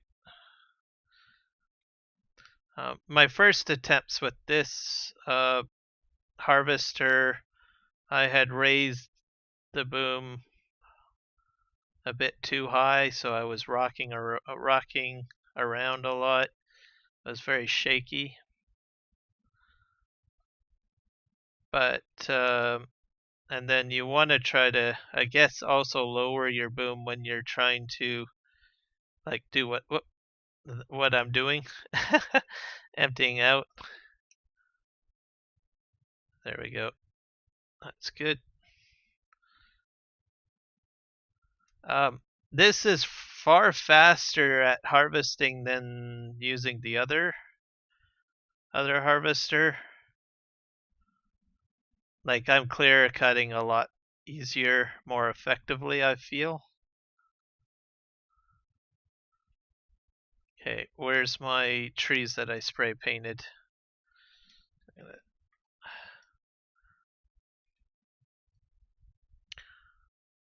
Here's my tree line.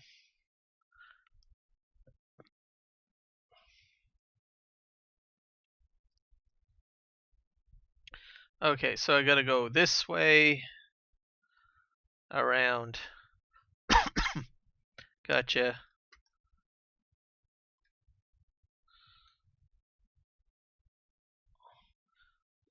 So I should be able to have another field set up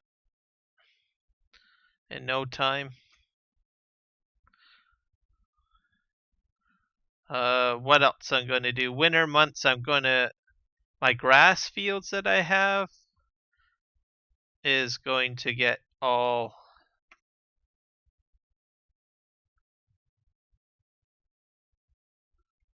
they're going to get all what do you call it, plowed up.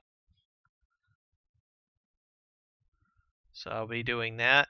The fields over by the lumber mill, they'll get plowed up as well during the winter months. I don't know if I'll be putting grass in there. I'll probably put clover and alfalfa in so that I have a little bit more of a variety of crops. The fields by the farm will be planted as grass, I think. Yeah, which should be enough grass for whatever I need. Oh dear.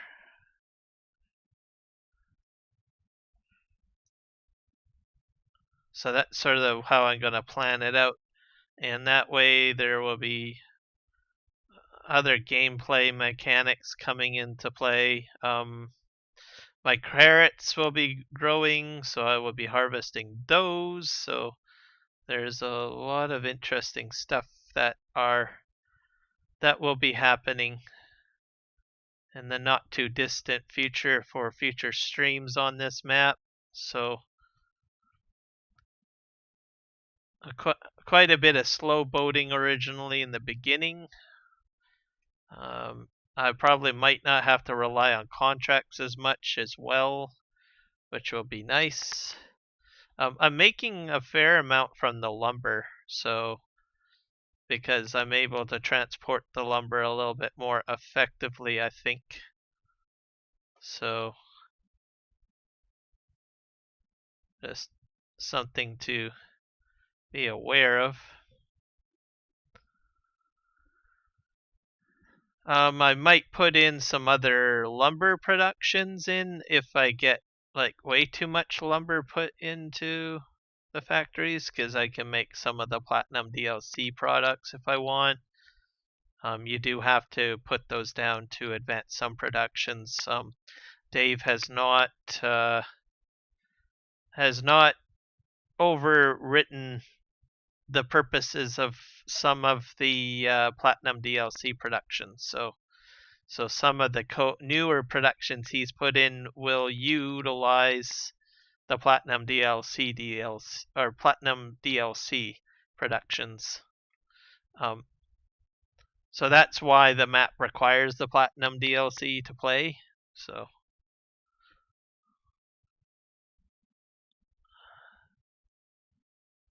Let's see, where's my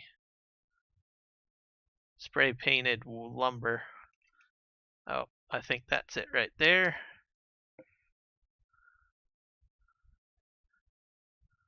Let's just turn.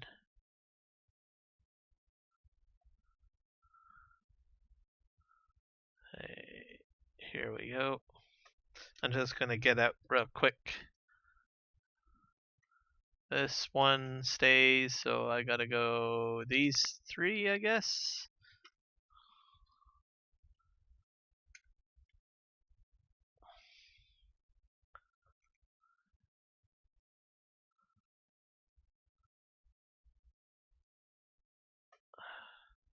I'm a bit too low with the blade.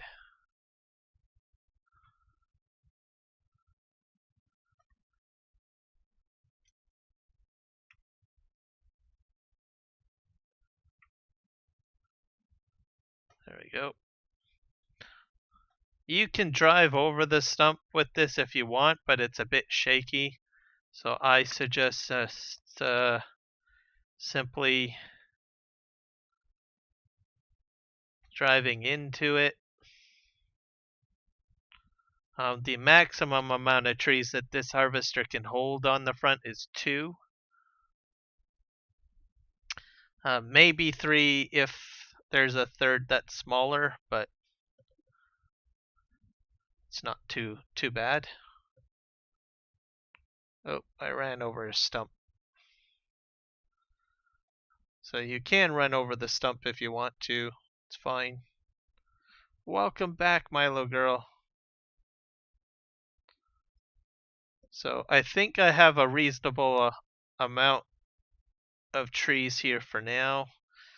The next batch I will probably make another pile out here somewhere.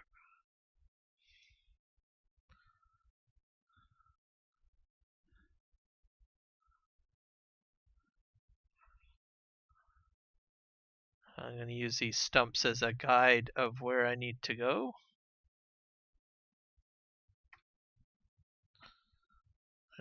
Drive in here. Gotcha! I'll just make our way around here.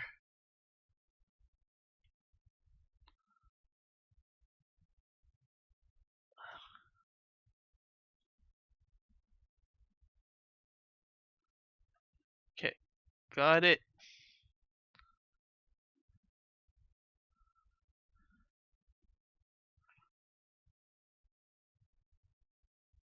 And then I'll use the stumps. Oh, I already got 2 trees.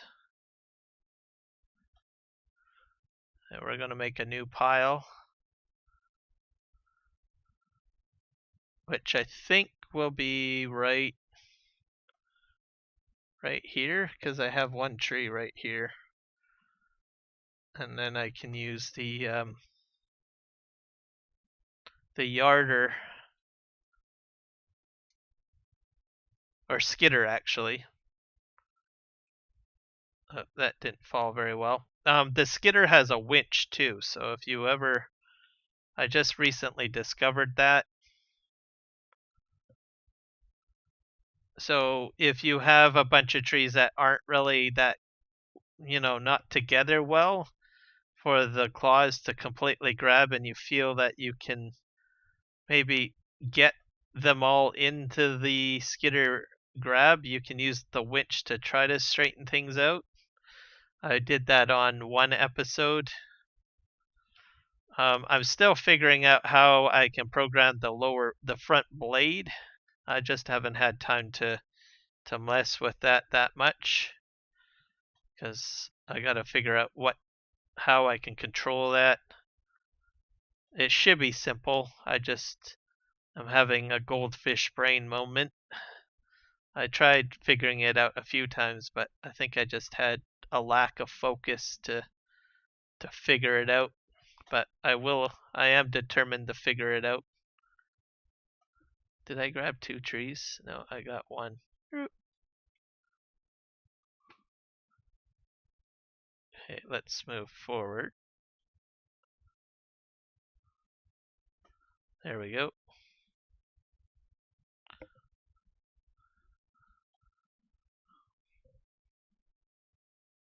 So that will be sort of the plan, I guess. Yep.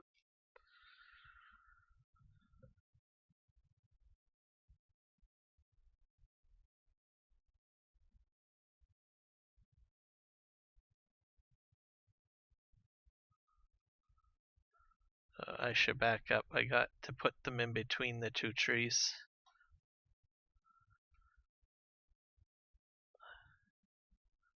I might actually take that one tree out. Yeah, that's what I'll do.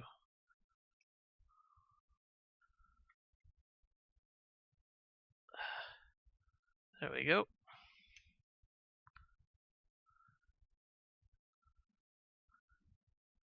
Let's take these trees out.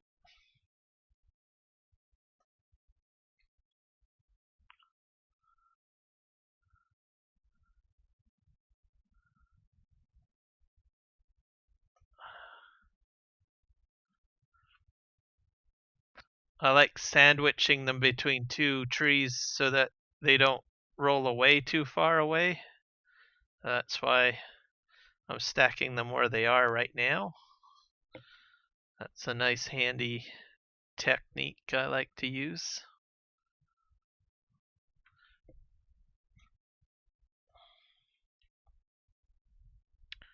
Alright, where's my markers?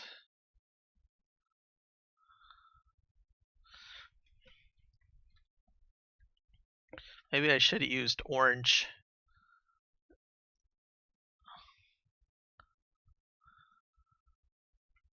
I'm missing some markers.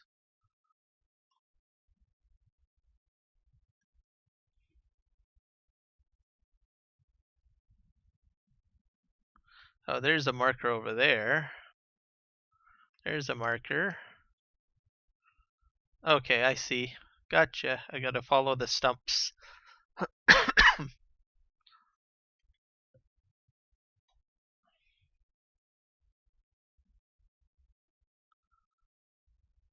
Let's follow the stumps.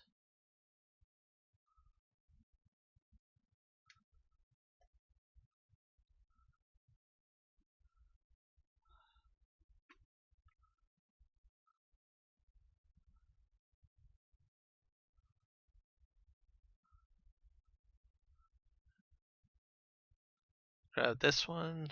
There we go.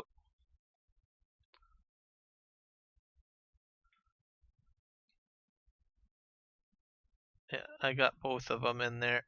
Good job.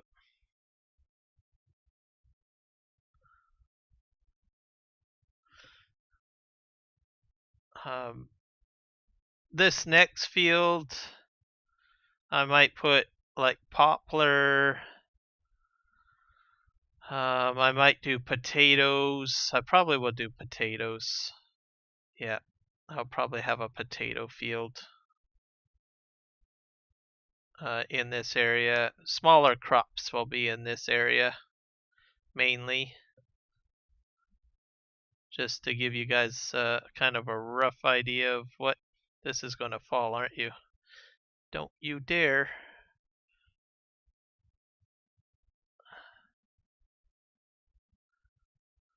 There we go.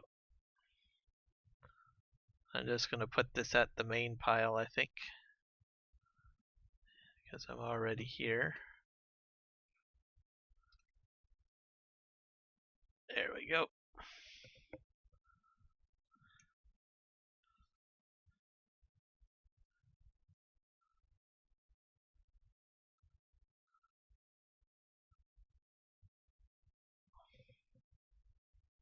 And around we go.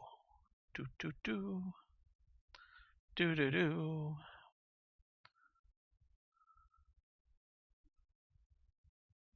Okay.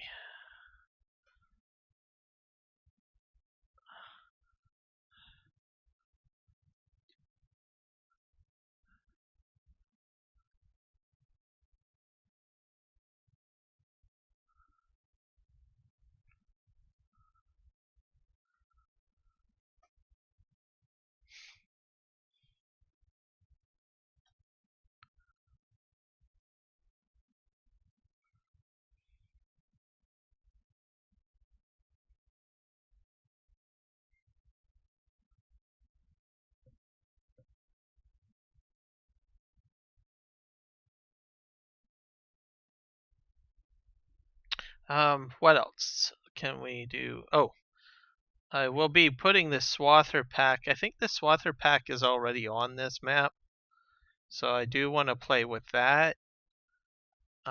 When I get another large field put in, I will probably start investing in a swather setup. So you guys will be able to see that happen on this map as well. Because that apparently is supported on this map. And I might get like a bonus. So I don't know. I'm getting really excited about the progression I have on this map and where it's going to go and where it's going to lead. And there's so much that I can still do. Like most of the stuff I'm doing is just basic farming stuff, but I'm getting where I need to be. Where's the... Okay, I gotta head that. Yeah, I'm in the right direction. Okay. I need to get... I should have went with orange. Or pink or something. Something that stands out. But I went with my favorite color. Blue. So... Oh well. I just feel blue is just not appreciated as much, so I wanted to give it a bit of love. What can I say? It's not its fault that it's not a bright color. And it just doesn't stand out. You gotta give it some love and appreciation. What can I say, right?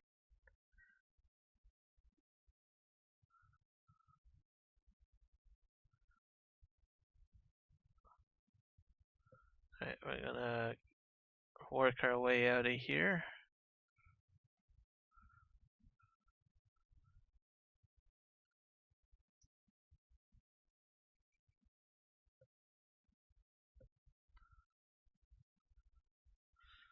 I think this is a good sized amount of lumber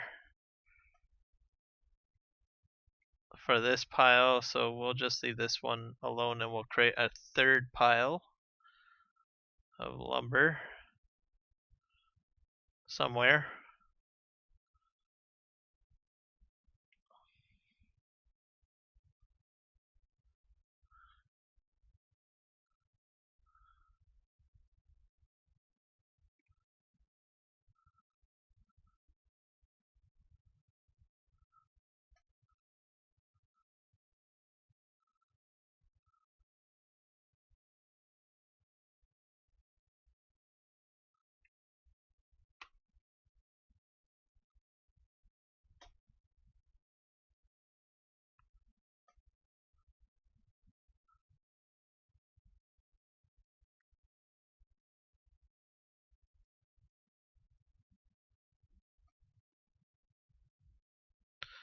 I'll grab this one.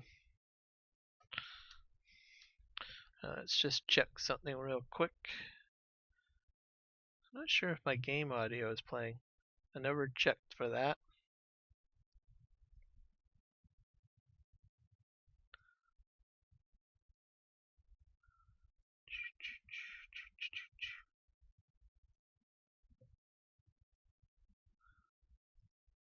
Oh, yeah, it's not playing the game audio. Let's see.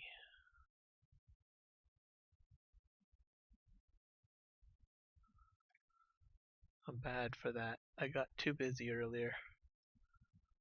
Da, da, da.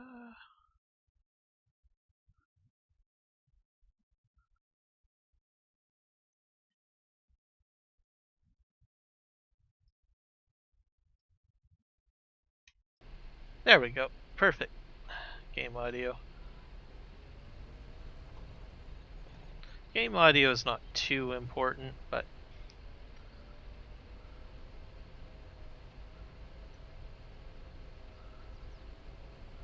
I mean, it does add a little bit of flavor, but for the most part I've been talking on the stream, so if I wasn't talking so much, then it probably would be a problem. And or either that or you've got music playing.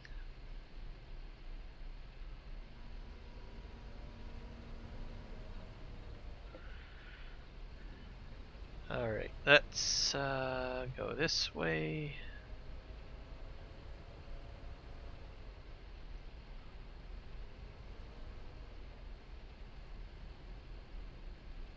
I think I just have to grab this one here, I think.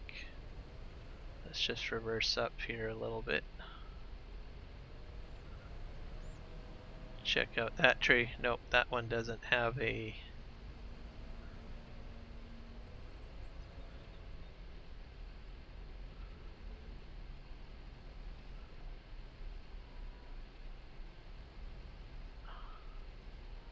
Raise that up a bit. Gotcha. We're gonna grab this one over here.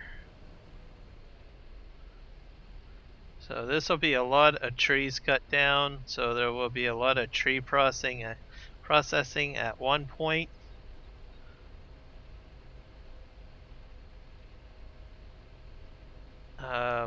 A lot of skidder work. What else will there be? Probably a lot of lumber truck work too.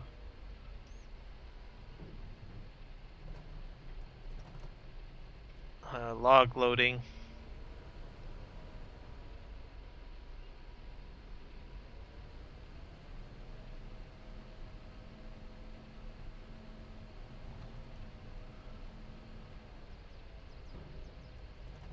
There's this tree over here. Oh, I almost hit that. I hit that tree.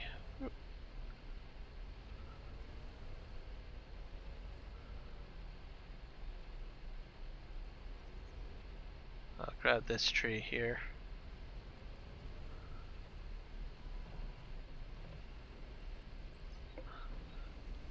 I don't know when I will get into mining. That will happen at some point. Logging seems to be keeping me preoccupied. Oh, see, this is where, whoa boy. I have another pile over here that I can dump this into by the looks of it. Just sort of right here.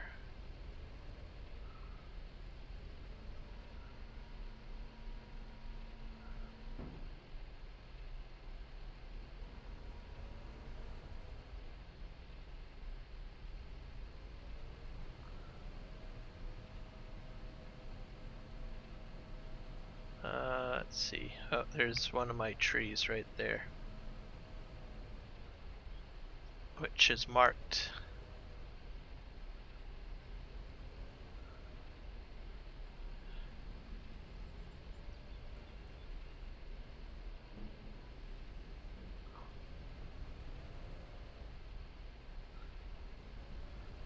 So winter months there will be a lot of probably tree processing. And probably what else? Plowing and stuff like that.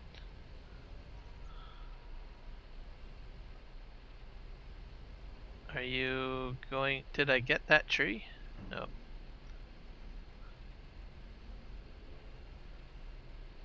Gotcha.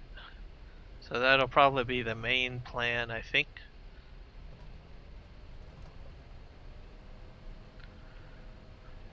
Which I'm intrigued to do. I got a bit overworked on doing all of the contract work that I had earlier on, but I really don't need to do a lot of contract work anymore.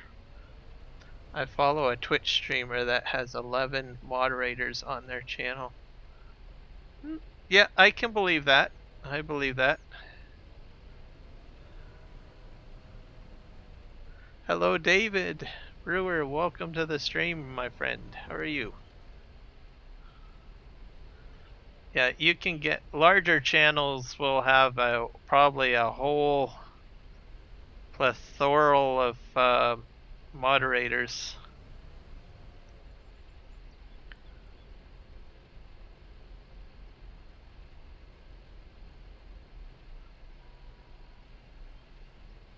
I suppose smaller channels can too. Um, there are some smaller channels that have a lot of moderators as well, which is good because not everyone can be on at the same time all the time, right? So the more moderators you have, the more flexibility.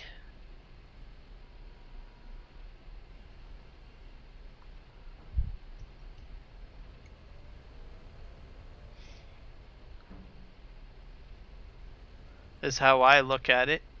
So,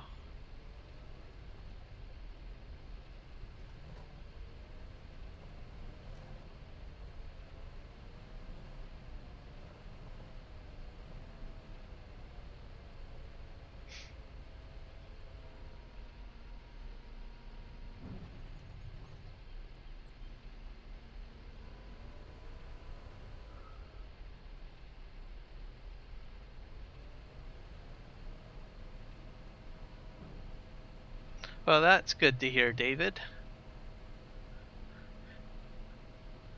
Do you play Farming Simulator 22 or or do a lot of logging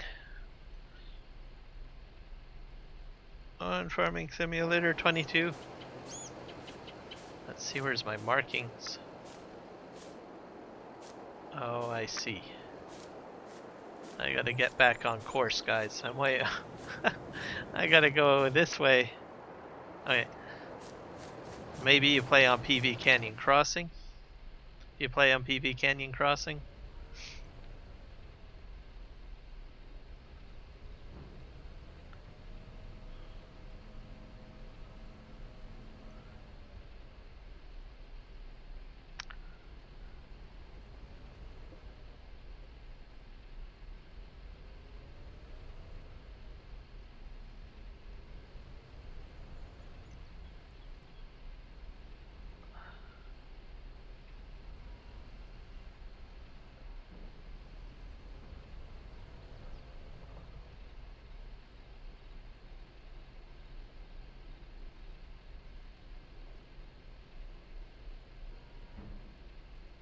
Yeah, I enjoy this map quite a bit.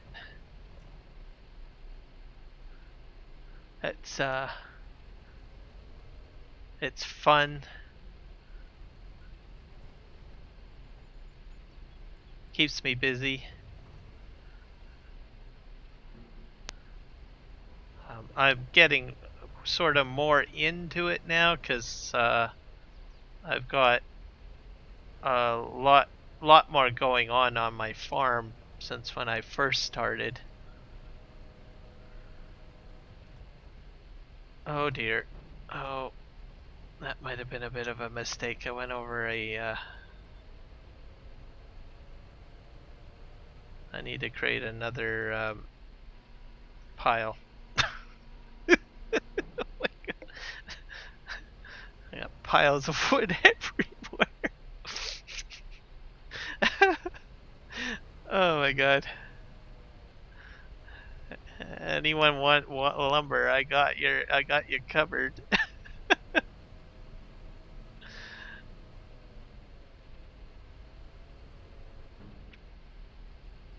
Yeah, we'll grab that one.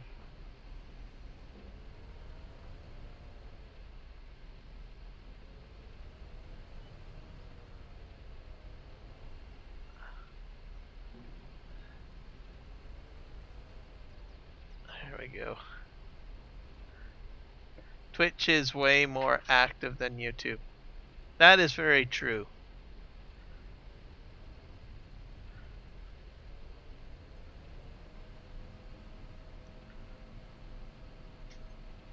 There's a large success rate over on Twitch. For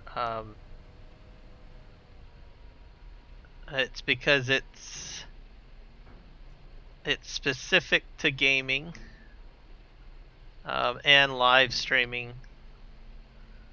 They have a lot of tools on there.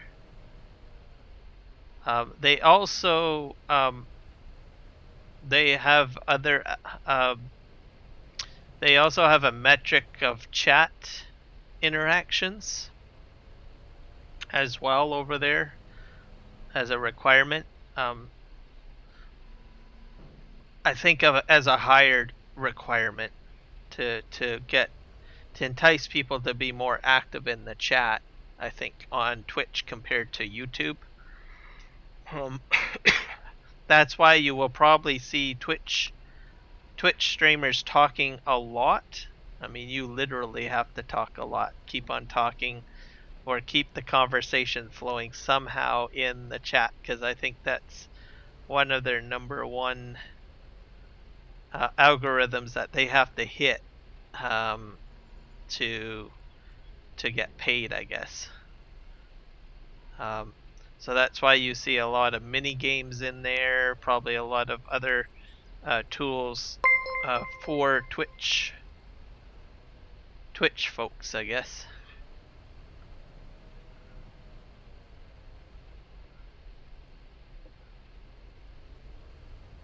Myself, I'm a bit of a quieter type of person, so I think YouTube is probably a much better platform for me to be on than Twitch. Maybe I would be fine on Twitch, I don't know. But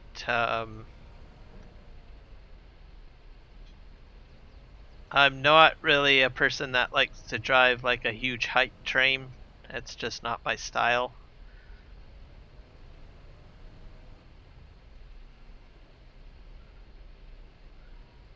So that's why I stay on YouTube.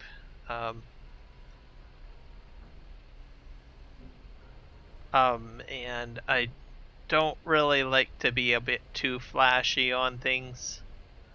So that's another thing that's not really my style. Not to say that I would have to be that way on Twitch, but it seems that seems to be a function that really benefits Twitch streamers, I guess, to be extremely flashy. I don't know, I could be wrong, but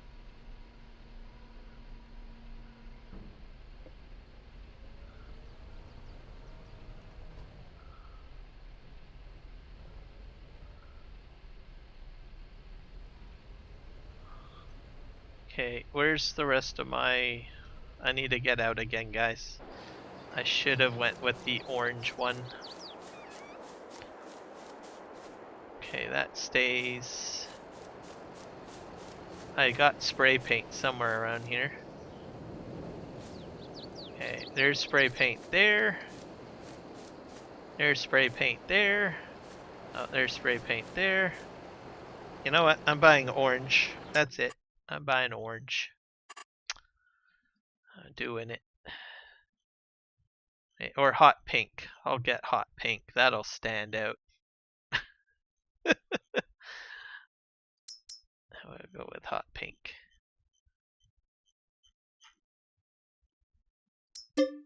Why would you have white? Marking white spray paint. I guess, yeah, I guess that would stand out too. I'll buy red too. There. Okay.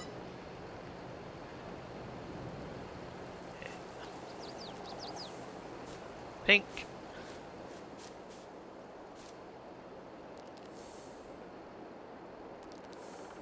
Pink.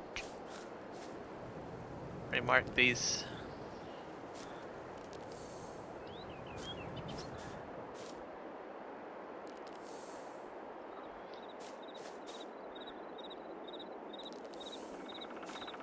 Pink.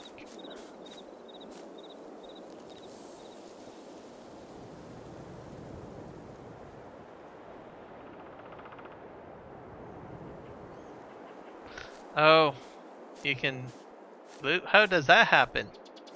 How do you lose all your... How do you lose like that many people?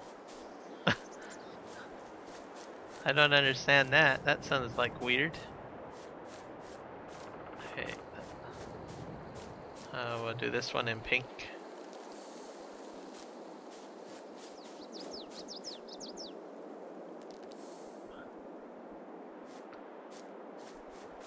Does Twitch do that, or is it just that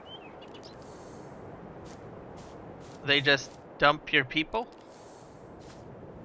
Is that what they do?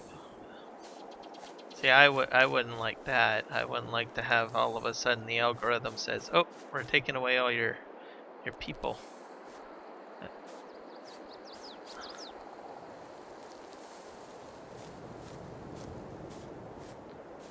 Kick is another one that's new. I've heard some people moving there. There's some streamers that like multi-stream or stream on more than one platform. I don't know how they do that, because in some cases you have different settings you need to set for your studio software.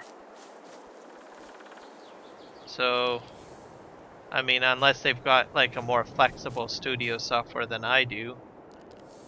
Most people usually use OBS, but maybe not everyone is using OBS. There are some professional studio softwares that you can purchase, so maybe that's what they're using. I don't know.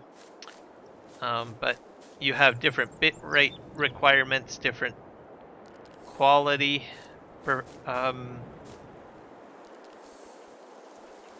expectations for each service. So that would be a lot of profile switching.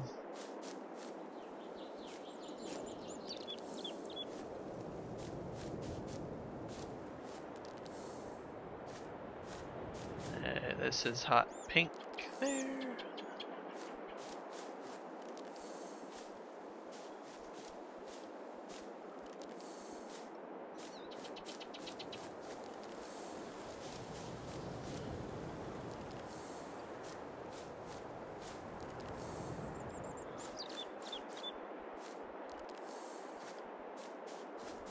Almost around.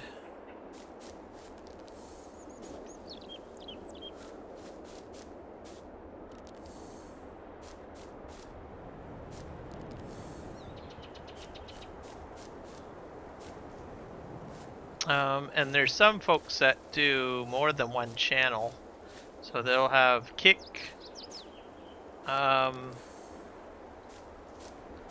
YouTube, Twitch, and Facebook. But I think Facebook is starting to lose popularity or something. I don't know. I just hear that some people are like leaving Facebook for some reason. I don't know why, but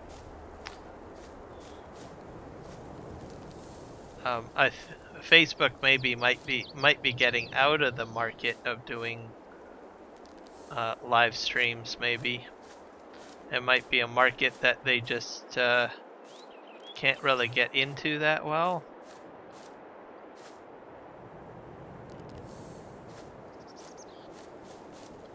It was big during the pandemic, though. I mean, they really pushed to get people to move over to Facebook for live streaming, and now not many people are talking about it. And then they launched Reels, I think.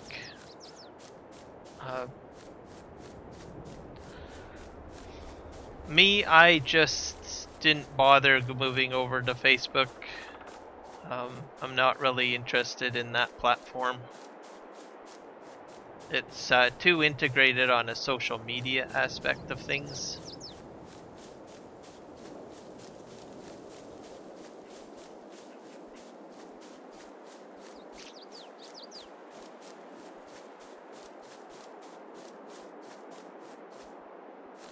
Okay, where's my oh.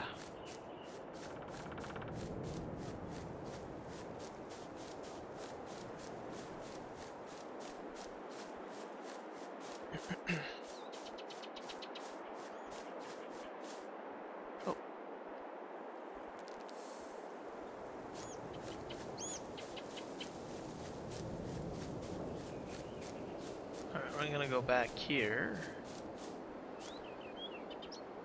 You know what? I'm gonna take this tree out too. Bye bye. Oh, that's much better now. I can see what trees I wanna kill now. Hot pink for the win.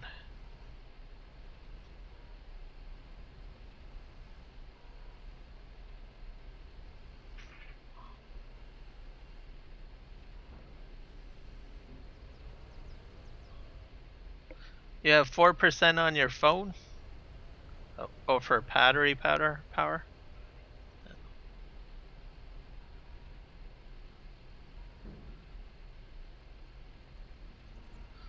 Yeah, I got my phone plugged in at the moment. So I usually charge it on the same cable that I use for my my headset. Here, I think. So usually I'm fully charged up by the time my stream is done. Actually, even before that. I put that there.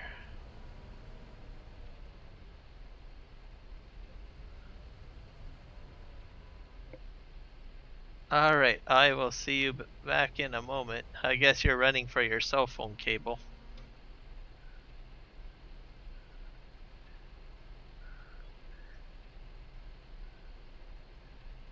Oh, close your eyes, my little girl. You don't. You probably don't want to see this stream. It's gonna hurt your poor little heart. Too many trees getting killed.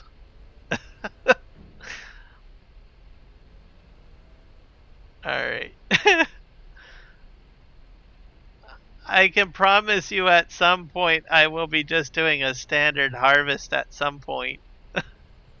And less trees. I don't know when that will be. It's whenever the calendar gets right. Oh. This tree doesn't want to go down. There we go. Got that one.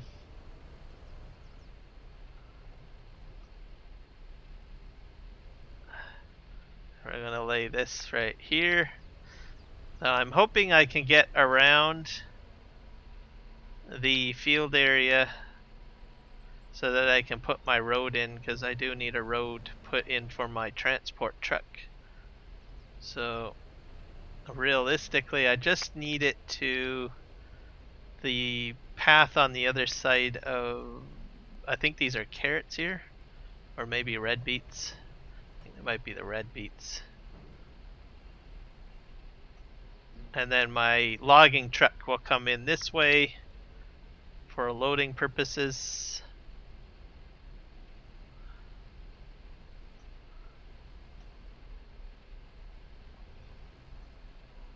Alright.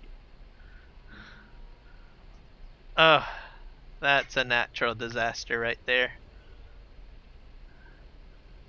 That didn't get into the grips very well. I'll have to pull that out with a winch.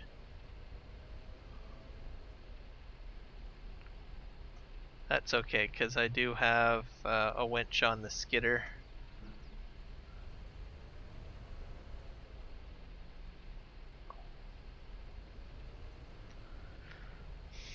And I also have to figure out how to improve yield on carrots and parsnips, because whatever I did for planting didn't seem to work out very well. So I do have a yield, but it's not that great. So I don't know what I did wrong. Supposedly one of the I think it's the furrower was supposed to give you some sort of bonus. And then I think some people had mentioned that precision farming is not included with parsnips and carrots. So I don't know. I haven't researched it enough to find out what the real truth of the matter is with fertilization yield for those 3 new crops.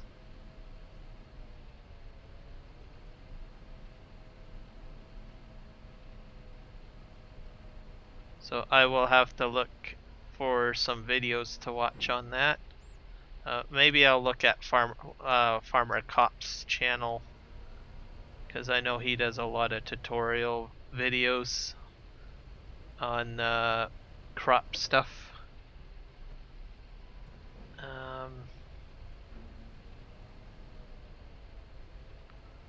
And I think, who else can I look at?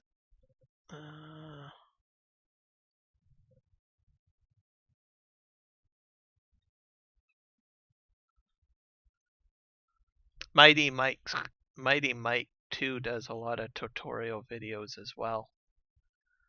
Maybe he has a tutorial video.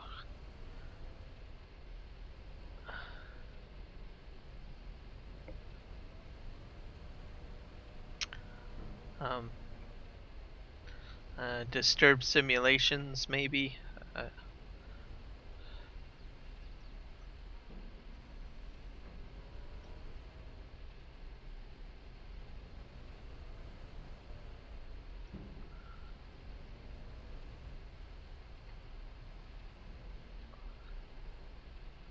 Alright. Gotcha. So I think what I'll do to this stream will be a lot of tree killing, and then my next stream will be moving these trees and basically de-limbing. I think is probably what we can expect for PV Canyon Crossing. Also stump grinding, of course, because I gotta get rid of all these stumps. But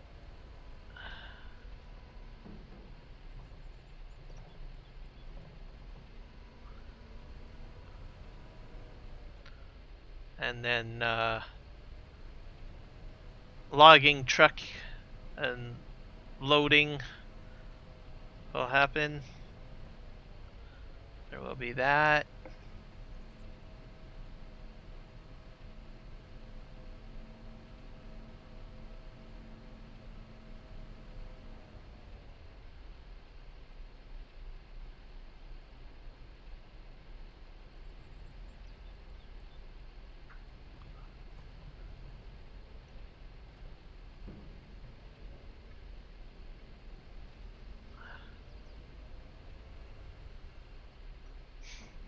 And then when my fields become harvested, I'll probably stop the logging at that point. I was going to start some contracts on this episode, but I don't think I'll do that.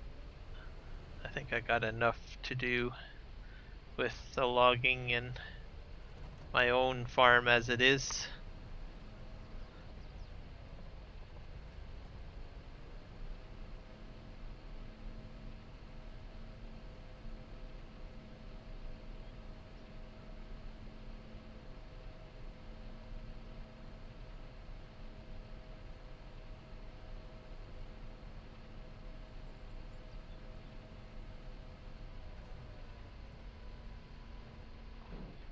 There, spit that out.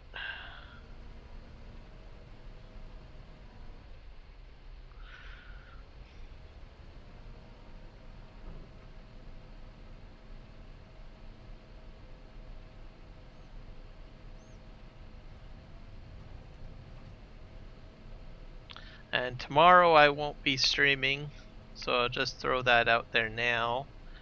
I'm just gonna take a bit of a breather, because I have been streaming quite a bit this past week. Most of them were a bit lengthy, and there was a lot of work that I was doing before the streams as well, because I've been trying to figure out the best optimal settings for the streams. So been a lot of background work going on, and trying to try the best settings. So And then some of my streams went a little bit later than usual. I went till I think 1 a.m. with Hogwarts on Friday because I just got into the game too much. And I was like, oh, this is actually going quite nicely. The stream looks good. And I'm enjoying the game. So I went a bit late on that. As I usually cut out, I think about 11 p.m. I think.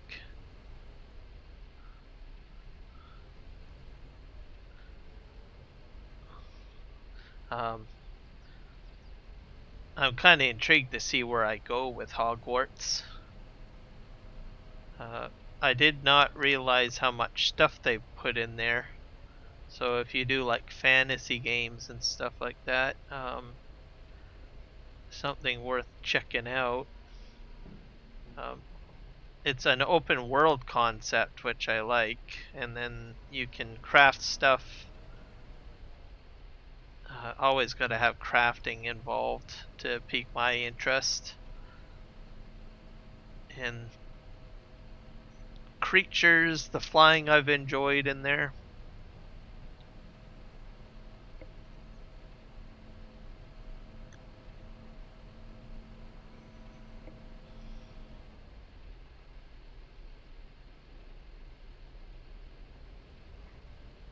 Mini light. What mini lights?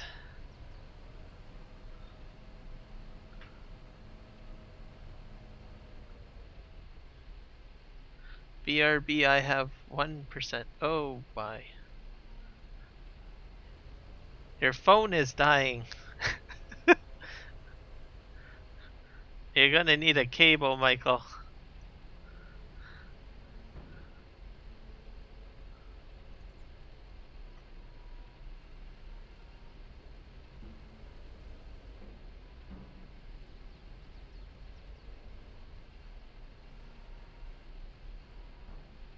I'm gonna make a new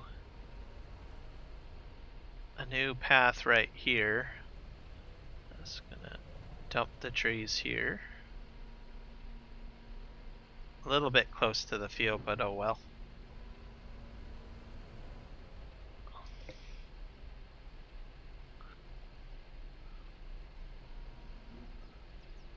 How long are the wands where I live? Oh, okay.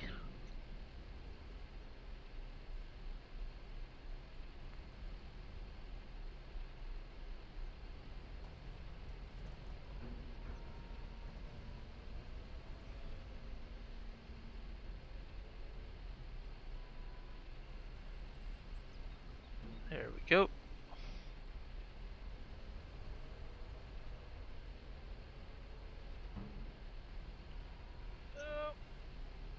Gotcha.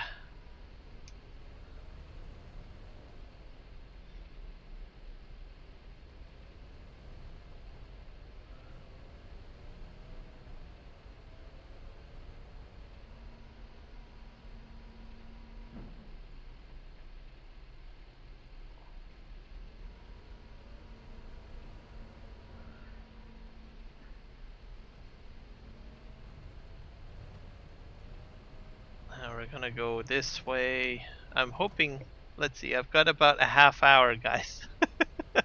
Can I get all these trees done in a half hour? Cut down. That's what I want to accomplish as my task. And I am really bad for that too. Like if I set myself a task, I want to complete it. I don't like incomplete tasks. It just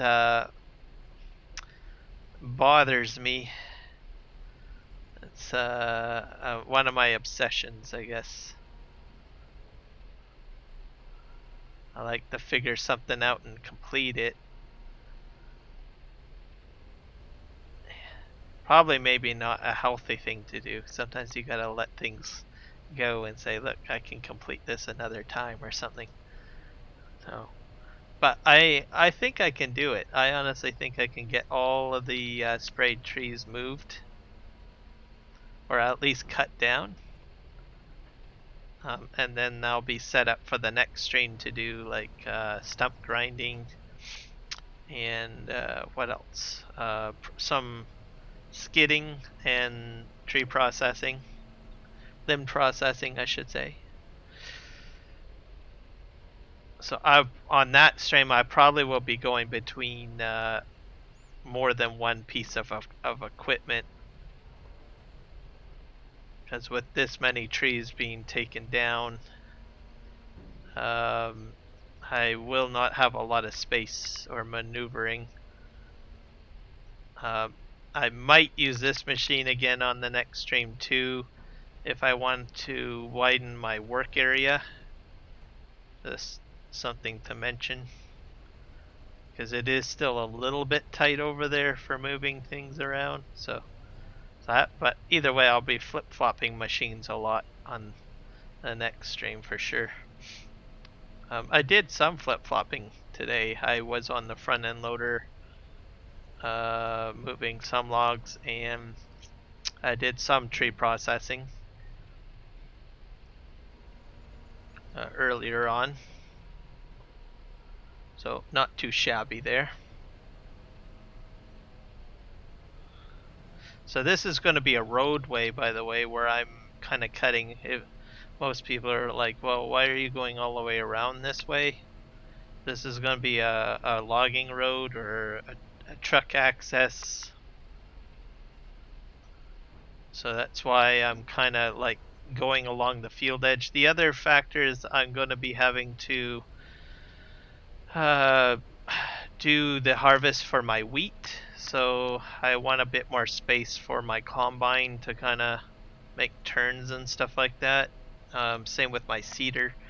When I initially planted that field, I banked my cedar against some of the the trees.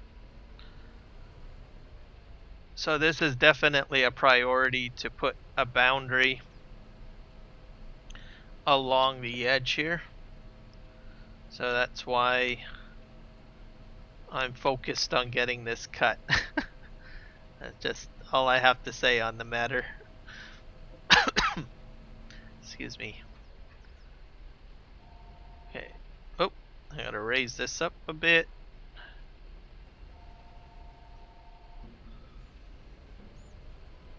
So, but I'm doing all right. I think I'm getting around this field system here, or around this field.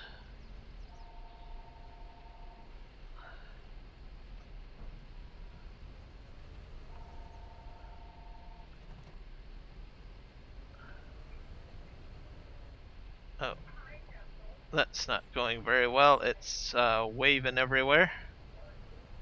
Let's see here. I think it's gonna fall out of the claws. Let's just go this way around. Stay in there. No. Okay. There, we're gonna go in here. This is way too much lumber in this pile for a skidder. I might have to create another pile.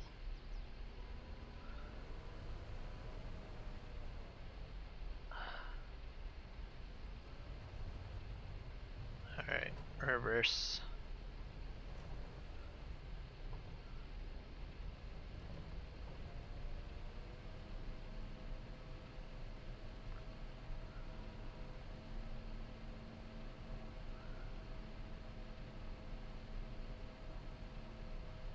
I probably will put a pile maybe right here, maybe somewhere.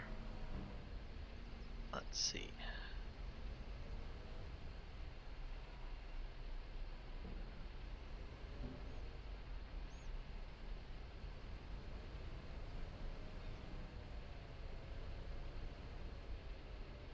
See, I'm almost up there. That's cool.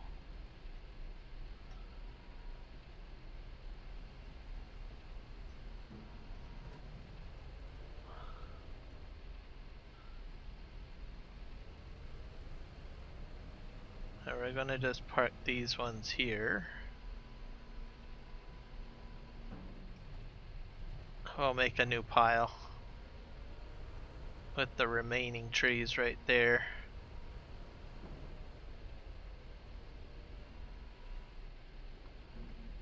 There we go.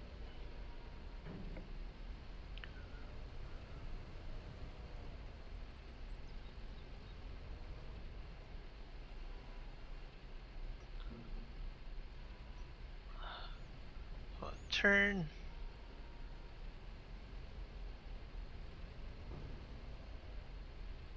I've got already 2 in there. Let's see if I can reverse out of here.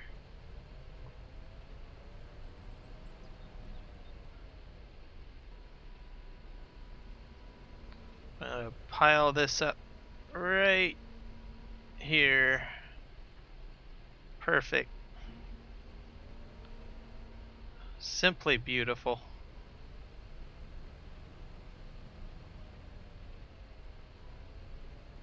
Oh, I see a marking. See, it was good that I went with pink, I guess. Terrible about the blue that it didn't work out visually, but oh well, it's what it is. I'll go with, because I can see the pink in cab way easier than the blue. There we go. It probably would stand out blue more if I didn't have so much green color in the area that I'm in. Also, I'm in a John Deere, so. Oh dear, what's going on here? That's pretty scary.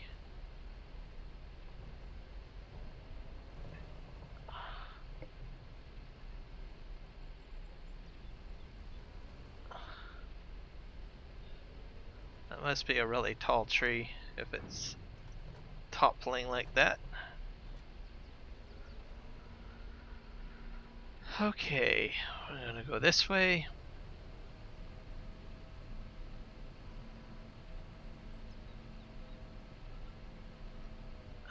Here's a pink one.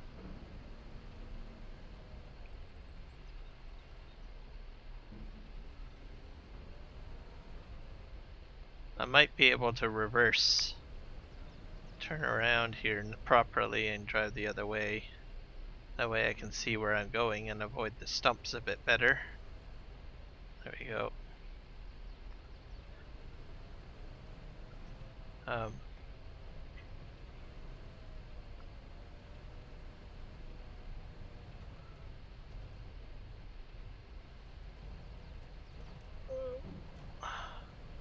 I think there's just a really bad stump in the way.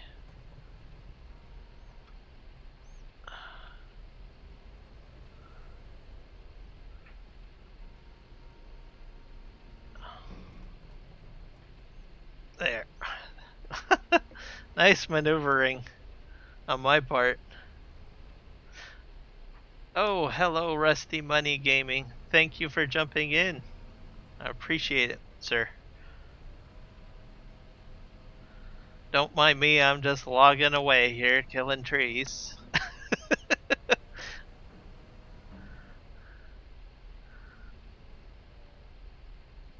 That's been going quite well, actually. I'm almost done killing the trees that I need to kill. Let's see.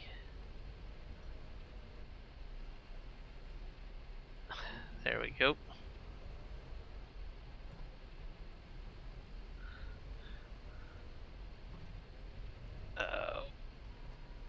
I don't think I'm getting them quite into the holder properly. That's why I'm getting some shakiness. Okay, let's see if I can. Oh, I did some crop destruction. My bad.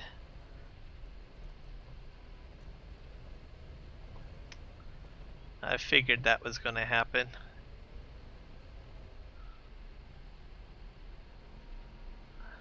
That's okay. That's not that drastic. I'm still going to make a lot of money off of the bread that I'll make from that. So, even though it's just a little bit crop destruction on the edge there. Ooh, I hit 200. Thank you. Thank you, everybody. I finally hit the 200 mini subscribers. That's a goal achievement right there. So thank you whoever subscribed to get me to that 200 goal. I've been working real hard at it, trying to finally make it to 200. So that's a milestone that I can check off now. Uh, Now all I need to do is get the 300. So that's my next step. So we'll see how long that'll think I'll get there at some point. Let's see. Yay, celebrations. Actually, you know what? I'm going to put some stuff in the chat here myself. Let's see. Can I actually type? Actually, you know what? I don't really use the emojis that much. What can I put in there? Oh man, there is a ton of emojis in here. I like dolphins, so we're gonna have performing dolphins. There we go. Put that in the in the chat. Dancing dolphins. Oh, why thank you, Rusty Money. Thank you for the raid. I appreciate it. That's what I need. I needed the raid just to get that one extra subscriber. It helps a lot. uh,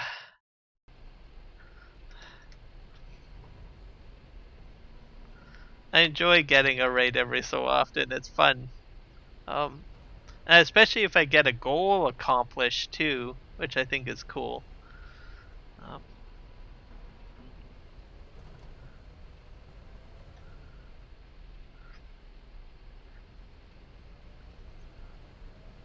we get to where we want to go. So, guys, check out Rusty Money's gaming channel.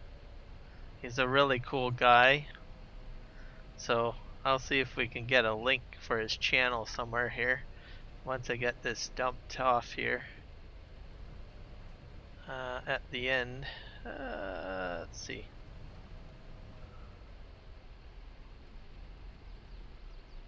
Because he does a lot of farm sim content as well.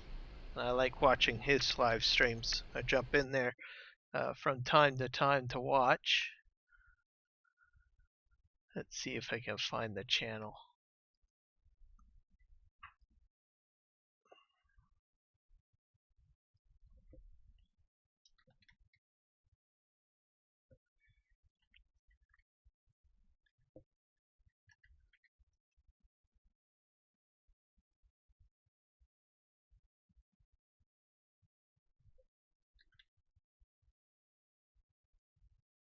Yeah, I think I found it. Here we go. So here's a link to it. Put in the front of it.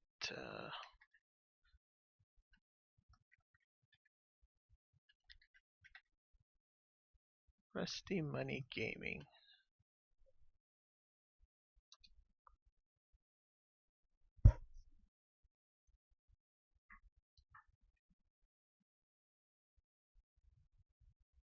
Oh, I know what I did. I'm still in the emoji section. My bad. I gotta put it up a bit here. There we go. There. So yeah, guys, check out that channel. He does a lot of YouTube content for Farming Simulator in general. So, and I appreciate it, Rusty.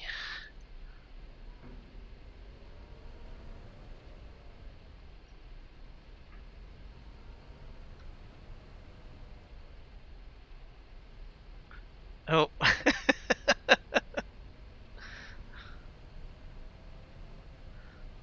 That's one thing that you won't have a problem with up in Canada. Well,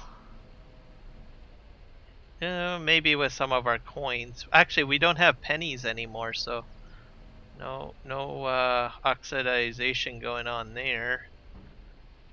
And then our bills, they're all plastic, so you can actually throw your bills into like the kitchen sink, and put soap on them if you want, because they are not made of paper, they're made of plastic.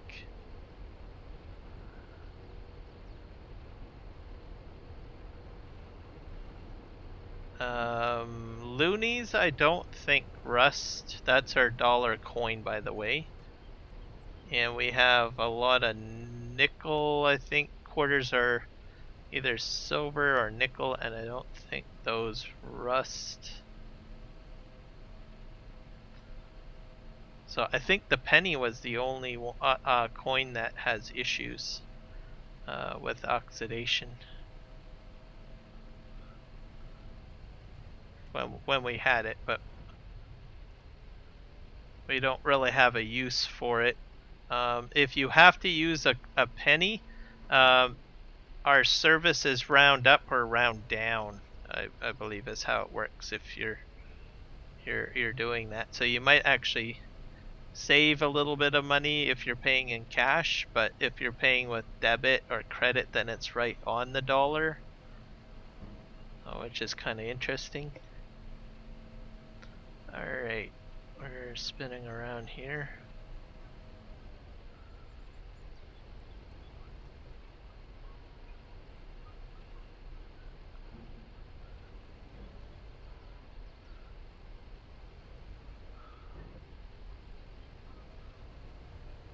Just some fun facts to share. Or a tangent for me to go on. I am almost around the corner here. I think I can get all of the pink marking trees here. I can do that. Oh no, no, no, no, don't you dare. There we go. We're just tipping left and right.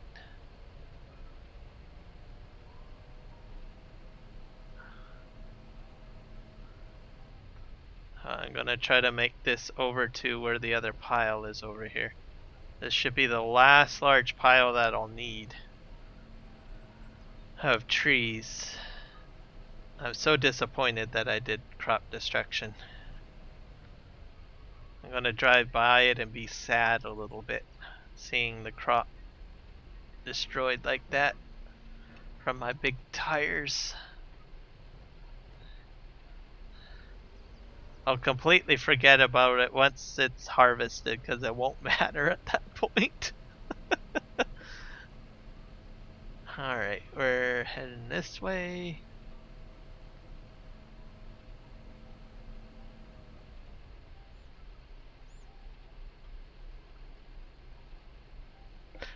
Yeah, that's very true. It's the revenge of the trees.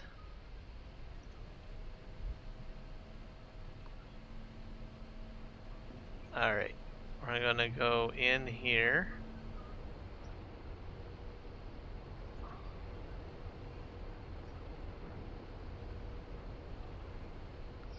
I might make another pile right here actually. I don't really want to have to go all the way back again. Because I can make a mini pile here. So we'll line this up like this.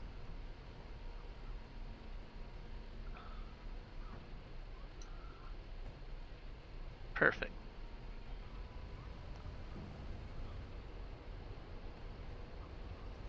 And we'll grab this one. And is there another sprayed tree? Yeah, there is one way over there. I think I'm gonna grab this one.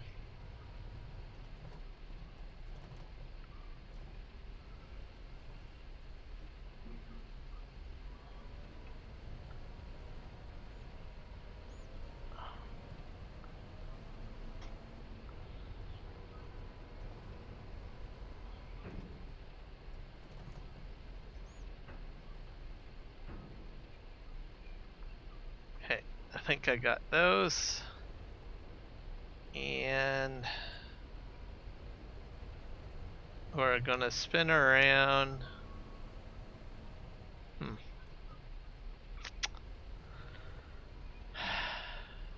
Let's do this. No, I went too far. I'm almost to the main field.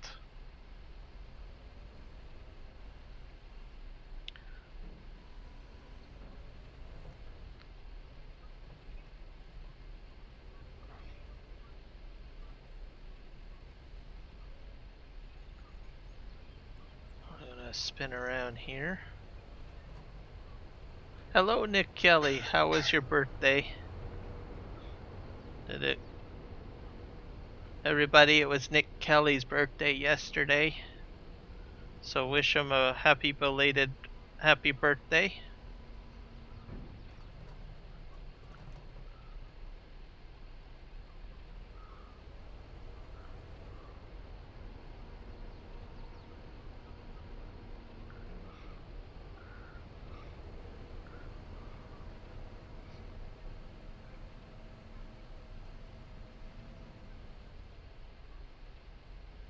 Hopefully you didn't party too hard.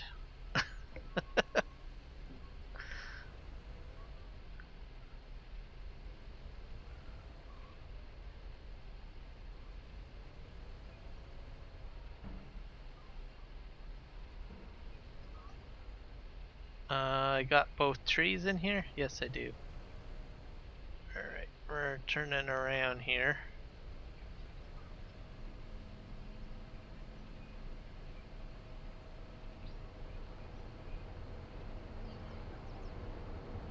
And I think I have 1 or 2 more trees I have to grab.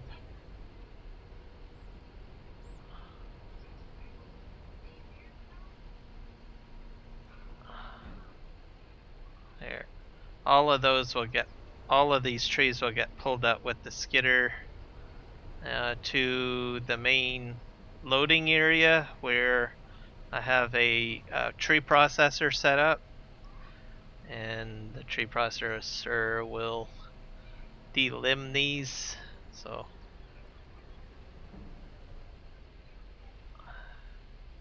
and I think I'll just grab that one last tree there just for good measure, because it will be removed at some point, even though it's not painted.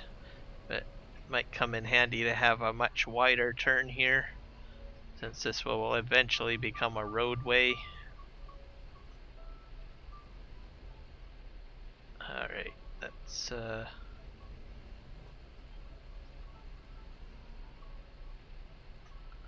don't think it's, this tree is like made of iron or something. I'm not going into it straight enough, I think. There we go.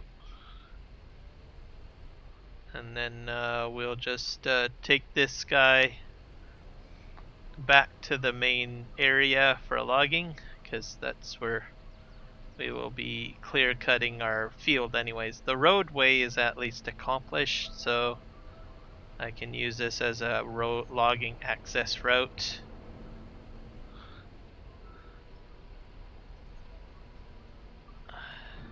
I just hope I don't forget about these trees sitting over here. Either way, all these trees will probably get processed at some point, so even if I do forget, that's okay. This should give me enough buffer for turning, for planting, and using my combine on the wheat field. So that is a success. All I need to do is just go along here with the stump grinder, pretty much.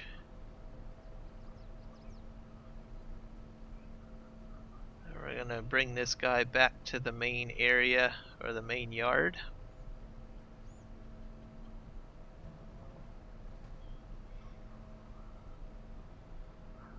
Okay. Then I will make a mini snowman, Reese's cup. I'll be outside making big snowman bigger than me. Yeah. Only problem is I don't have no snow. Yeah, you definitely need snow to make a snowman.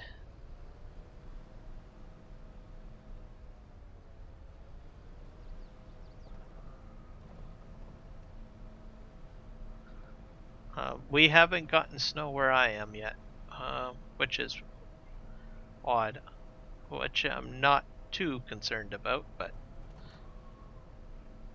probably get snow probably later in December, I think, for my area. Okay. See if I can stay on the road here a little bit.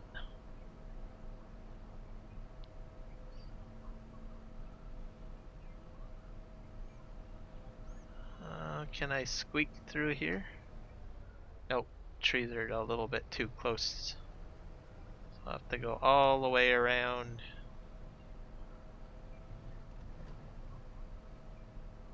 So I probably will need to leave this probably right around this area here.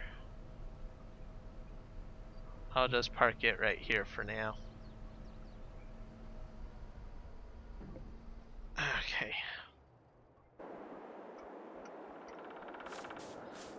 Let's see how much of a mess I've made.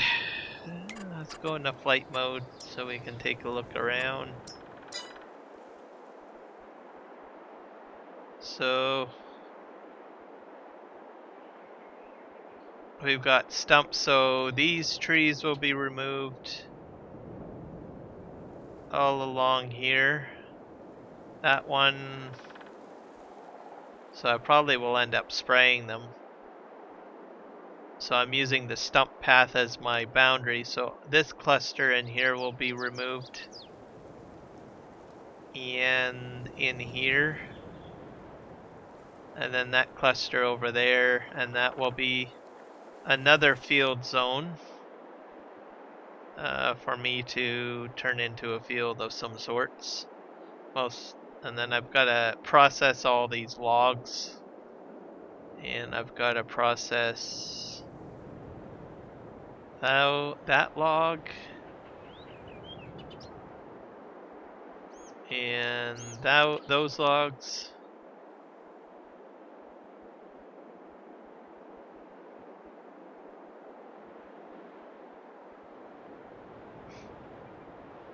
And this will be a roadway.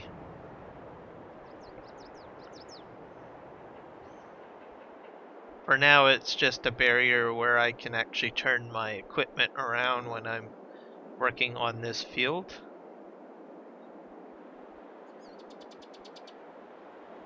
And over here.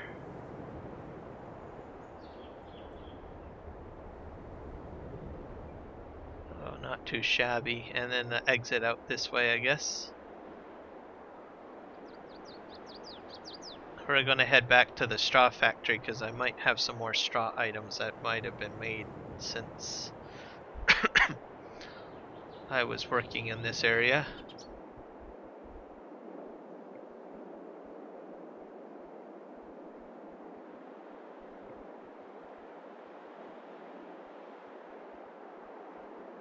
Yep, I was right.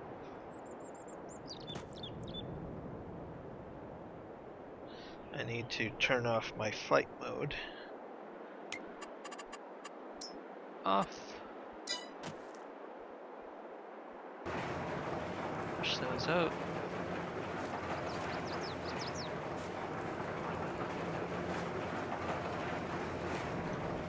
Throw that on that side.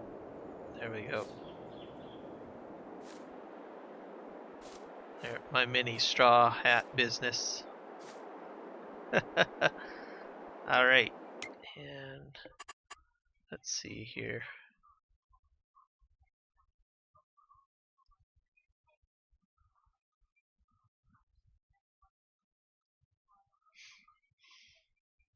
So I think I'm gonna call it there. It's 5 p.m.